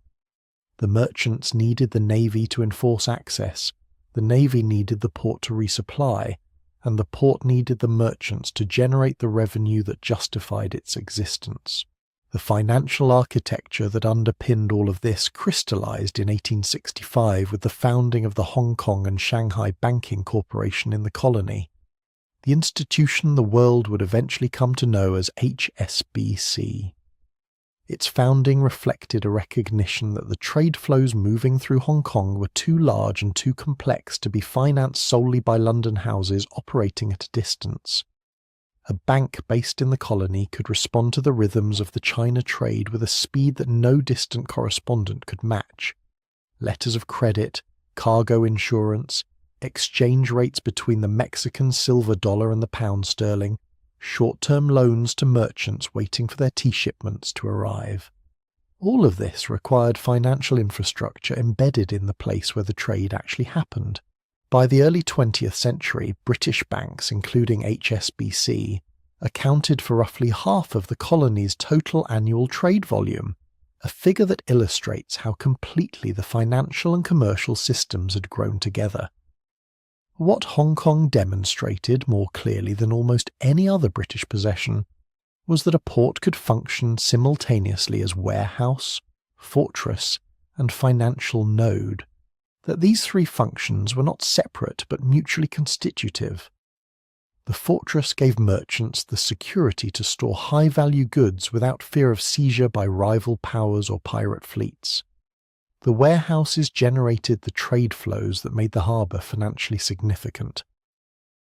The financial institutions that grew around the trade then provided the credit that allowed merchants to operate at larger scales and across longer time horizons, which in turn drew more trade. Each element reinforced the others, and the whole compound grew with a self-accelerating logic. By 1900, Victoria Harbour was clearing approximately 17.2 million tonnes of shipping annually, a figure that exceeded both New York and London by most contemporary measurements, though the precision of those comparisons depends on which counting method a given report employed. By 1929, the colony handled roughly 30% of all Chinese trade, with over 52,000 vessels and nearly 38 million tonnes of cargo passing through in a single year. These numbers should be treated with some caution, as shipping statistics from this era varied across sources, but the order of magnitude they describe is not seriously in doubt. The barren island had become one of the busiest ports on Earth. The ships that moved through Victoria Harbour in those decades carried something more than cargo. They carried information about prices, about political conditions upriver, about the reliability of particular merchants in Shanghai or Fuzhou, about the depth of water in a given channel at a given season. The colony was a clearinghouse for all of this, a place where the intelligence that made trade possible was gathered and exchanged, alongside the physical goods themselves. The agents who walked the waterfront, the compradors who mediated between Western merchants and Chinese suppliers, the clerks who recorded every chest and every bale in the go-down ledgers. They were all participating in a system of knowledge as much as a system of commerce, and that system depended on what moved through it. The tea that had been drawing British merchants toward China since the 17th century, the opium that financed the trade imbalance with such brutal efficiency, the silk and cotton and sugar and silver that completed the circuits. These were the cargoes that had built the colony and sustained its operation. To understand Hong Kong was to understand not just a harbour or a fortress or a financial centre, but the entire logic of what kept the empire's maritime networks alive. The money and the cargoes were inseparable, and it is in their movement that the real story of empire runs. The money and the cargoes were inseparable, but to understand where that inseparability began, you have to go back before Hong Kong, before Singapore, before the gunboats worked their way into the Pearl River Delta. You have to go back to a coffee house on Tower Street in London, where men gathered in the 1680s to buy and sell risk. Edward Lloyd's establishment was not much to look at. It was a place of shipping intelligence, of posted notices about vessels expected in port and vessels overdue, of conversations between merchants trying to calculate whether a given cargo on a given route in a given season was worth the premium being asked. From those conversations grew something that would prove as essential to empire as any warship or fortified harbour. Marine insurance, organised and systematised at Lloyd's, meant that the merchants who dispatched ships to the other side of the world did not have to absorb the full catastrophic weight of a lost vessel themselves. They could spread that risk across dozens of underwriters, each committing to cover a fraction of the exposure in exchange for a fraction of the premium.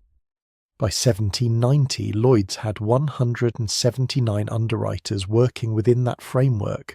When the wars with France ignited in 1792 and the seas became genuinely dangerous rather than merely unpredictable, the number of subscribers swelled to over 2,000. The expanding scale of maritime war and maritime commerce fed each other, and both fed Lloyd's. This matters because empire was not built on courage alone, or even on naval gunnery. It was built on the willingness of capital to cross water. A merchant who could ensure a cargo could borrow against it, could commit to a purchase before the goods arrived, could operate across a time horizon of months or years rather than weeks. The insurance market made credit possible, credit made trade possible, and trade made the bases and the warships financially sustainable. The entire structure was interdependent in ways that contemporaries understood well, even when the mechanisms were informal and the ledgers imprecise, At the centre of that structure stood the East India Company, though the question of exactly how central is one historians have not finished arguing over. The company held a monopoly over British trade with Asia for most of its existence, a monopoly defended by charter, by political influence, and by the formidable presence of its own armed vessels, the Indiamen, which were designed to look and behave almost like warships while carrying commercial cargo. By 1766, the company's ships were bringing roughly £6 million of tea out of Canton annually, more than any other nation's vessels were managing. The figures were extraordinary. Tea had shifted from a luxury to a near necessity in British domestic life within a remarkably short span of decades, and the company sat astride the only legal channel through which that necessity could flow, except that it was not quite the only channel. Prior to 1784, the duty on tea stood at 119%. At that rate, smuggled tea was not a marginal problem, it was a rival industry. Estimates suggest that approximately £7.5 million of tea entered Britain illegally each year before the Commutation Act reduced the duty to 12.5%, a figure that at times exceeded the legal volume the company was delivering. Smugglers running Dutch and Swedish tea into English coves did not care about the company's charter. This is part of what makes the monopoly question genuinely complicated. The EIC dominated legal trade while private and illegal networks simultaneously operated at comparable scale, and the two systems influenced and undercut each other in ways that resist clean accounting. Scholars who argue that the company's monopoly was the engine of British commercial power must grapple with the parallel world of private commerce that always existed alongside it. The Commutation Act changed the arithmetic decisively. At 12.5%, legal tea became cheaper than smuggled tea, and the company's volumes surged. The paperwork that followed was immense. The company's Committee of Warehouses maintained ledgers tracking poundage, prices and excise across every annual sale. Tea moved from Canton to the Indiamen, from the Indiamen to the company's dockside warehouses at Blackwall and Leadenhall Street, from the warehouses to the auction rooms where London dealers bid on lots, and from the dealers outward into the domestic distribution networks that reached every draper's counter in England. At each stage, paper recorded the transaction. The empire that looks, from a distance, like ships and battles, was also, in its daily operation, an empire of forms and ledgers and warehouse receipts, of men whose contribution was not to fight, but to count. The tea trade had one persistent problem that the company never entirely solved. Chinese merchants for most of the 18th century wanted silver in exchange for tea and silk, not British manufactured goods. Silver flowed out of Britain and into Canton, and the balance of trade ran stubbornly against the company. The solution, when it came, was opium, and the manner of its coming illuminates the relationship between force and finance with uncomfortable clarity. After the company's forces helped secure British control of Bengal, following the Battle of Plassey in 1757, the colonial administration developed opium plantations there. Bengal produced opium. Opium went to Canton. Canton sent tea back to Britain. The triangular logic was commercially elegant and morally catastrophic. By 1828, opium was worth an estimated $11.2 million annually, roughly 72% of the total value of British Indian trade to China. That figure comes from one contemporary estimate and should be taken as an approximation rather than a precise accounting, but the order of magnitude it describes is not seriously disputed. The drug had become the financial engine of the China trade. What complicates the picture further is that the company was by this point legally barred from trading opium directly. The drug was handled by private merchants, the agency houses of Calcutta, firms like Jardine Matheson that would eventually help precipitate the First Opium War, who purchased opium at company auctions in India and then shipped it independently to China. The company took its revenue at the auction stage and maintained a formal distance from what happened afterward. This arrangement was not accidental. It allowed the company to benefit from the trade while keeping its hands officially clean. The distinction between company monopoly and private enterprise had always been porous, and in the opium trade it became almost meaningless. The company needed the private merchants to move the drug. The private merchants needed the company's political and military infrastructure to operate safely. Both needed the Royal Navy to enforce the access that made the whole system possible. The ships that carried opium from Calcutta to the China coast were fast, purpose-built vessels, clippers in the early 19th century, later replaced by steam, whose speed was as much about evading scrutiny as about efficiency. They moved through the same sea lanes, into the same harbours, past the same fortified headlands and coaling stations already described in this story. The bases at the Cape, at Singapore, at Hong Kong, were not indifferent to which cargo was in the hold. They were nodes in a single integrated network, and the network didn't distinguish cleanly between the respectable and the disreputable. Tea and opium moved through the same water by the same logic.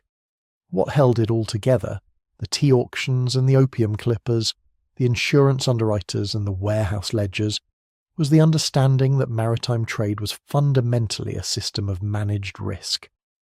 The risks were physical: storm, reef, piracy, competing navies. They were financial: cargo loss, price collapse, the failure of a counterparty in Canton. And they were political: a change in dynasty in China, a revolt in Bengal, a shift in the company's charter could reconfigure the entire system overnight. Managing those risks required not just ships but institutions, Lloyd's and its underwriters, the company's committee rooms, the counting houses of the agency merchants, the naval convoys that escorted the Indiamen through hostile waters. The ledger of empire was long, and not all of its entries were ones that later generations would choose to read with pride. And yet, for all the ledgers and insurance policies, for all the copper-sheathed hulls and the coaling stations planted at every strategic narrows in the world, the sea never fully submitted. The system of managed risk that built the empire was always managing risk it could not entirely understand, against a notion that kept its own counsel. Sometimes ships simply vanished, and no underwriter's formula, no admiralty inquiry, no amount of disciplined institution building could explain where they had gone. The Mary Celeste is perhaps the most enduring example of what the sea can do to human certainty. She was an American brigantine, a two-masted cargo vessel of the kind that crossed the Atlantic routinely in the 1870s, unremarkable in her construction and modest in her purpose. In November 1872 she departed New York under Captain Benjamin Briggs, with a cargo of approximately 1,700 barrels of crude alcohol bound for Genoa. Aboard were Briggs, his wife Sarah, their 2-year-old daughter Sophia, and a crew of 7 experienced men. The ship was seaworthy. The cargo was intact. The weather for the season was tolerable. On the 5th of December 1872, the British brig Dei Gratia was making its own crossing of the Atlantic, when her crew spotted a vessel drifting erratically about 400 nautical miles west of the Azores. The ship's course was wrong. Her sails were set improperly. She wasn't responding to signals. When a boarding party crossed and climbed onto her deck, they found the Mary Celeste completely deserted. The cargo sat undisturbed in the hold. The ship's papers were missing, as was the longboat. Personal belongings, clothing, valuables, navigational instruments, were gone. There was roughly 3 feet of water in the hold, which sounds alarming, but, for an Atlantic crossing in late autumn, was not necessarily catastrophic. The last entry in the log placed the ship near the Azores on the 25th of November. After that, nothing. No bodies were ever found, No distress signals had been received. No wreckage of the longboat was ever recovered. The inquiry that followed at Gibraltar examined the evidence carefully and produced no definitive answer. Piracy was considered and largely dismissed. Nothing of value had been taken. Mutiny was suggested and equally difficult to substantiate. Some investigators noted the cargo of industrial alcohol and wondered whether fumes escaping from improperly sealed barrels might have convinced Briggs that an explosion or fire was imminent, prompting a panicked abandonment into the longboat. This remains the hypothesis most historians find plausible. A captain who misread a sounding rod, believed his ship was sinking faster than she was, made a terrible decision in a moment of confusion, and led his family and crew into a longboat on the open Atlantic where they were swallowed by the sea. It fits the physical evidence better than any competing explanation, but it cannot be proven. The precise cause of the abandonment is still contested, and the absence of any trace of the longboat or its passengers ensures that it will remain contested. What kept the Mary Celeste in the public imagination long after the inquiry closed was the completeness of the mystery and the strange orderliness of what was left behind. A ship that looked ready to sail, carrying everything except the people who were supposed to be on it. That image lodged itself in the culture and refused to leave. Arthur Conan Doyle wrote a ghost ship story partly inspired by the case in 1884, changing the name and embellishing freely but working from the real vessel's reputation. The story amplified the legend, and the legend then fed back into how people remembered the facts. By the end of the 19th century, the Mary Celeste had become something more than a maritime accident. She had become a symbol of what the ocean could do to leave you with questions that had no answers. That was the 5th of December, 1872. 73 years later, almost to the day, the ocean did it again.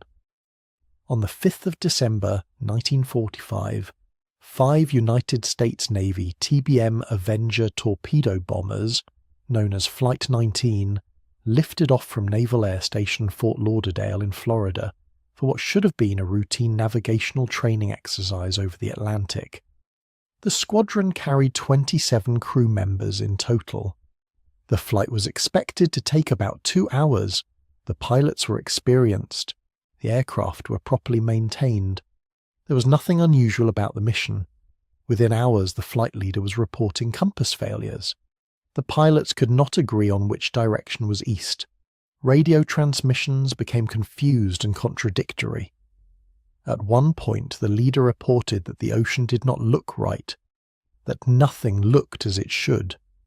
Then, progressively, the transmissions weakened. A rescue aircraft, a PBM Mariner, was dispatched into the darkening sky and also disappeared. By nightfall, Flight 19 had gone silent entirely. The Navy launched one of the largest air and sea searches in its history. More than 300 boats and aircraft covered over 300,000 square miles of ocean in the days that followed. They found nothing. No wreckage, no debris, no bodies. 5 aircraft and the rescue plane that went looking for them were simply gone. Most historians and investigators who have examined the evidence point to navigational error, compounded by fuel exhaustion and disorientation at night over open water. An explanation that is consistent with the pilot's own confused transmissions and with the physics of the situation. The aircraft running low on fuel in darkness with failing instruments over a featureless sea almost certainly came down in the water, and the sea's currents and depth swallowed what remained.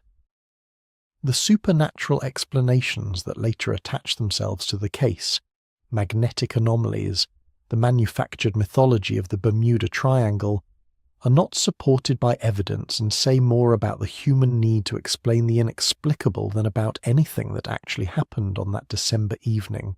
But the factual explanation, even where it is persuasive, does not dissolve the strangeness of the case entirely. The sheer scale of the search and its total failure is itself a kind of testament. The United States Navy in 1945 was arguably the most powerful maritime force in history. fresh from coordinating amphibious operations across two oceans simultaneously. It deployed that power in full and recovered nothing. The sea had kept its secret completely.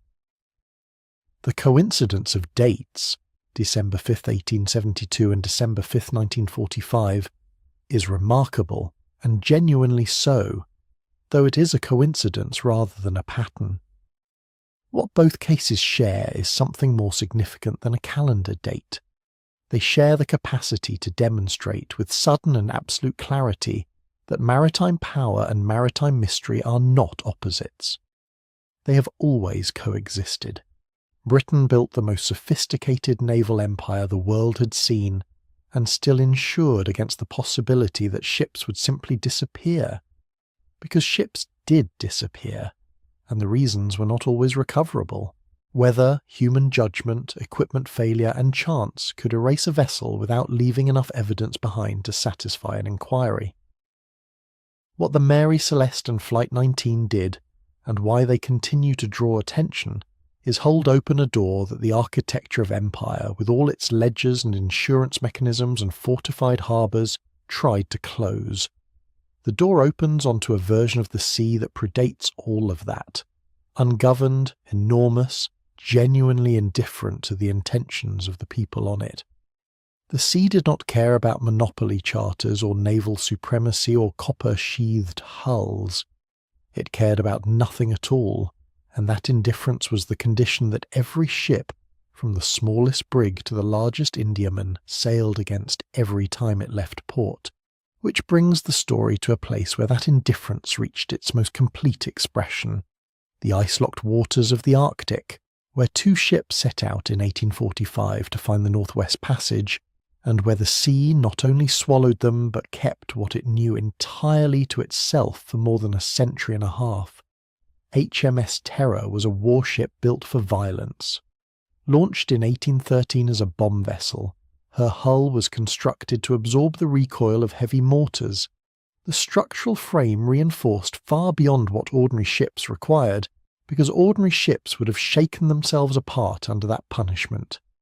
She had fired on Baltimore Harbour in 1814, her bombs arcing over Fort McHenry in the engagement that inspired the words of the American national anthem. She was, in other words, a vessel shaped by the logic of empire at its most direct, built to project force, to demand submission, to make clear that Britain's reach extended wherever water went. By 1845, the empire had found a different use for her. The reinforced hull that had been designed to survive mortar fire made her ideal for something new, the pressure of Arctic ice. She was rebuilt for the polar work, fitted with a 25-horsepower steam engine, iron plating along her bow, and a quantity of supplies that suggested absolute confidence in the expedition's duration and comfort. 8,000 tins of preserved food, over 7,000 litres of liquor, 2 tons of tobacco, and a library of 1,200 books. The men who loaded those provisions believed they were preparing for discomfort, not catastrophe. Sir John Franklin, who commanded the expedition aboard the companion vessel Erebus, was a veteran of multiple Arctic voyages and a figure of considerable distinction. The Northwest Passage, the navigable route through the Arctic archipelago connecting the Atlantic to the Pacific, had been the object of British ambition for decades. Finding it would be a triumph of exactly the kind the Empire had come to expect from itself: difficult, dangerous, and ultimately conquered by disciplined British seamanship. The two ships entered Baffin Bay in August 1845. They were seen by whalers in Lancaster Sound, riding at anchor, apparently in good order. Then they sailed north and west into the ice, and the Empire did not hear from them again. What happened in the years that followed belongs partly to the historical record and partly to the reconstruction work of forensic science, Inuit oral testimony, and archaeological discovery. The expedition became icebound. Franklin died in June 1847. The crew survived through another winter locked in the ice before finally abandoning both ships on the 22nd of April, 1848 and attempting an overland march south towards safety across King William Island. None of the 129 men survived. Modern analysis has pointed toward lead poisoning from the improperly soldered tinned food, botulism, starvation, and the accumulated physiological cost of 2 Arctic winters. Some evidence suggests the final stages of the ordeal involved acts of cannibalism among the survivors.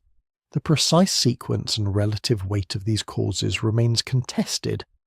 The ice preserved the physical evidence but not the full story. What is striking about the Franklin expedition, in the context of everything that preceded it in British maritime history, is the completeness of the failure. This was not a ship lost to a storm or a navigational error in familiar waters. This was not even the kind of mystery that left a ghost vessel drifting on the Atlantic with questions attached. The Arctic simply took the ships, took the men, and said nothing. The empire that had copper-sheathed its hulls against tropical fouling, that had fortified every significant strait and harbour from the Cape of Good Hope to Singapore, that had built institutions precisely designed to manage and survive maritime risk. That empire sent its best polar equipment and one of its most experienced commanders into the ice, and the ice closed over them without ceremony. The searches that followed lasted years and covered enormous distances. Lady Franklin, refusing to accept the Admiralty's eventual conclusion that the men were dead, funded and lobbied for multiple expeditions throughout the 1850s. Those searches found relics, a written note in a cairn on King William Island, confirming the ships had been abandoned, and gathered Inuit accounts describing encounters with gaunt, staggering men dragging lifeboats across the snow. But the ships themselves remained lost, somewhere beneath the Arctic seabed, in waters too cold and remote for the Victorian age to reach. The story did not end there. It could not end there, because the combination of imperial ambition, complete disaster, and missing evidence is precisely the kind of unresolved drama that pulls history forward into the present. In 2014, a Canadian-led search expedition discovered the wreck of Erebus in the relatively shallow waters of Queen Maud Gulf. The find was significant, but it was the discovery of terror 2 years later that carried the greater strangeness. On the 12th of September 2016, a team from Parks Canada and the Arctic Research Foundation located the wreck in a body of water now known as Terror Bay. Sitting on the seafloor approximately 92 kilometers south of the site, where the crew had abandoned her in 1848, the ship was found in a condition that defied expectation. Largely intact, her decks preserved, her interior spaces accessible, hatches closed as though someone had buttoned her up before leaving. The question of how she travelled so far south from her abandonment point, and who, if anyone, sailed her there before the end, has not been resolved. It opens a new set of questions about what the final weeks of the expedition actually looked like. The search that found her was guided in part by a piece of testimony that had been waiting, unheeded, for years. An Inuit hunter named Sami Kogvik had reported seeing what appeared to be a mast protruding from the ice in that area some years before the official discovery. His account had not been systematically incorporated into the search planning until the researchers made a deliberate effort to include Inuit knowledge alongside sonar surveys and archival documents. When they followed that testimony, they found the ship. The pattern is worth holding. A vessel that represented the peak of Victorian technological confidence, carrying a steam engine and iron plating, and every resource the Empire's shipyards and provisioning officers could provide, was ultimately located through knowledge that existed entirely outside the British imperial framework, passed down through an oral tradition that the expedition's commanders, in 1845, would not have thought to consult. The ice had kept the secret. Indigenous memory had not. HMS Terror sits now on the floor of the bay that bears her name, in water cold enough to have preserved her through a century and 3/4. Divers have entered her interior spaces and found them haunting in their completeness. A ship that looks, in the underwater photographs, almost ready to sail, her structure intact in a way that the men who walked away from her in April 1848 could not have imagined. She is a Parks Canada National Historic Site. She is also, in some sense, that historical monuments rarely achieve so cleanly, a precise image of what empire looked like when it met something it could not overcome. Britain ruled through the sea.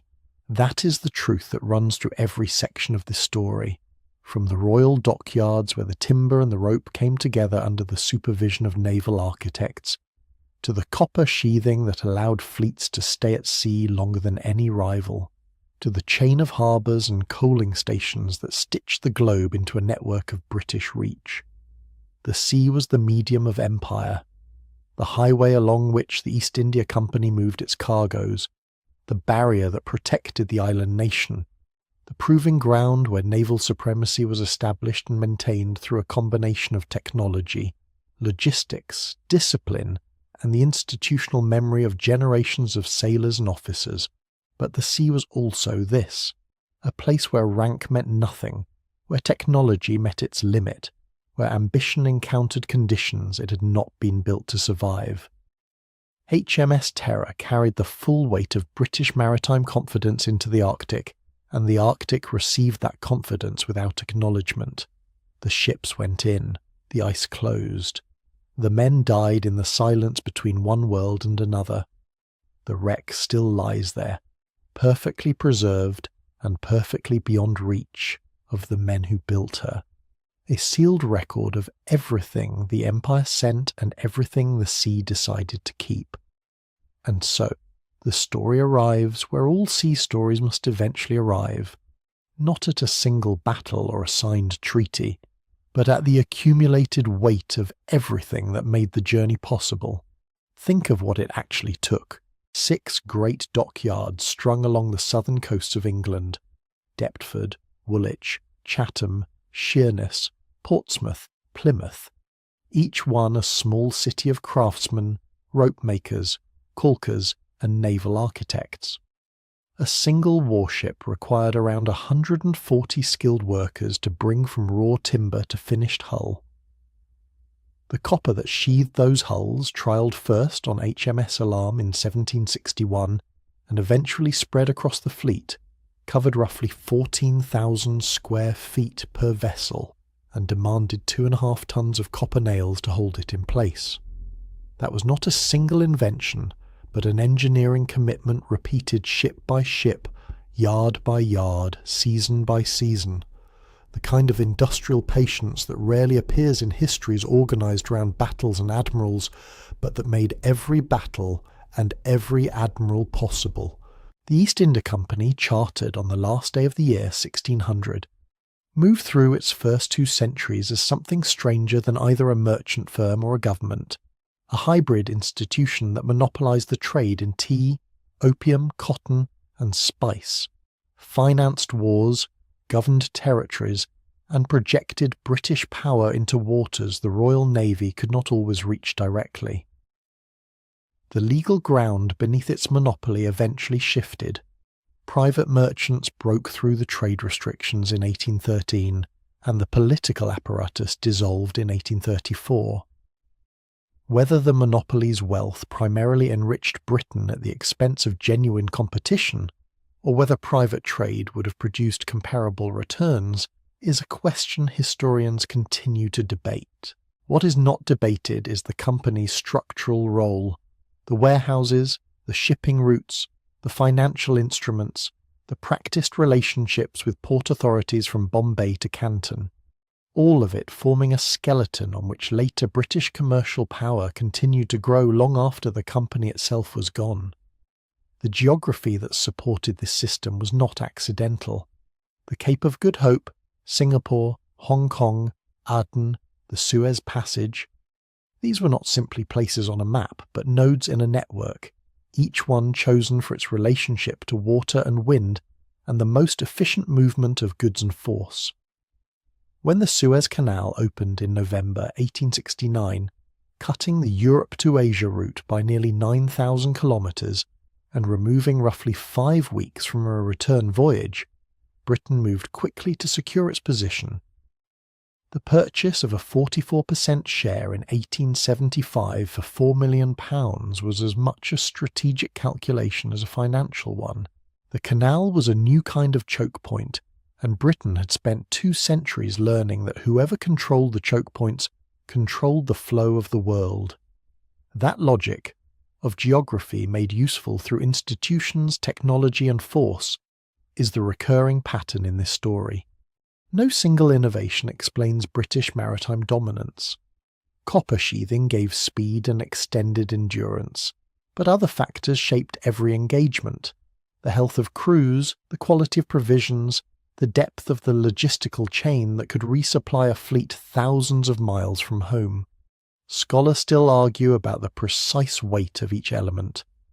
What the evidence suggests is not a single cause, but a system, one in which each component reinforced the others, and in which the failure of any one part could cascade through the rest in ways that all the copper in Cornwall could not prevent. The ghost ships and lost expeditions that haunt this story are not interruptions to the narrative of power. They are its honest complement. The Mary Celeste found drifting with no crew and no explanation. HMS Erebus and HMS Terror swallowed by the Arctic and not recovered for a century and a half. These are the moments when the sea asserted what it had always retained, a fundamental indifference to the ambitions being carried across it. Every chart ever drawn, every lighthouse ever lit, every buoy ever anchored in a channel was an answer to that indifference.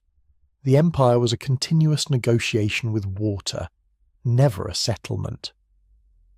What outlasted the formal empire was the shape it left behind.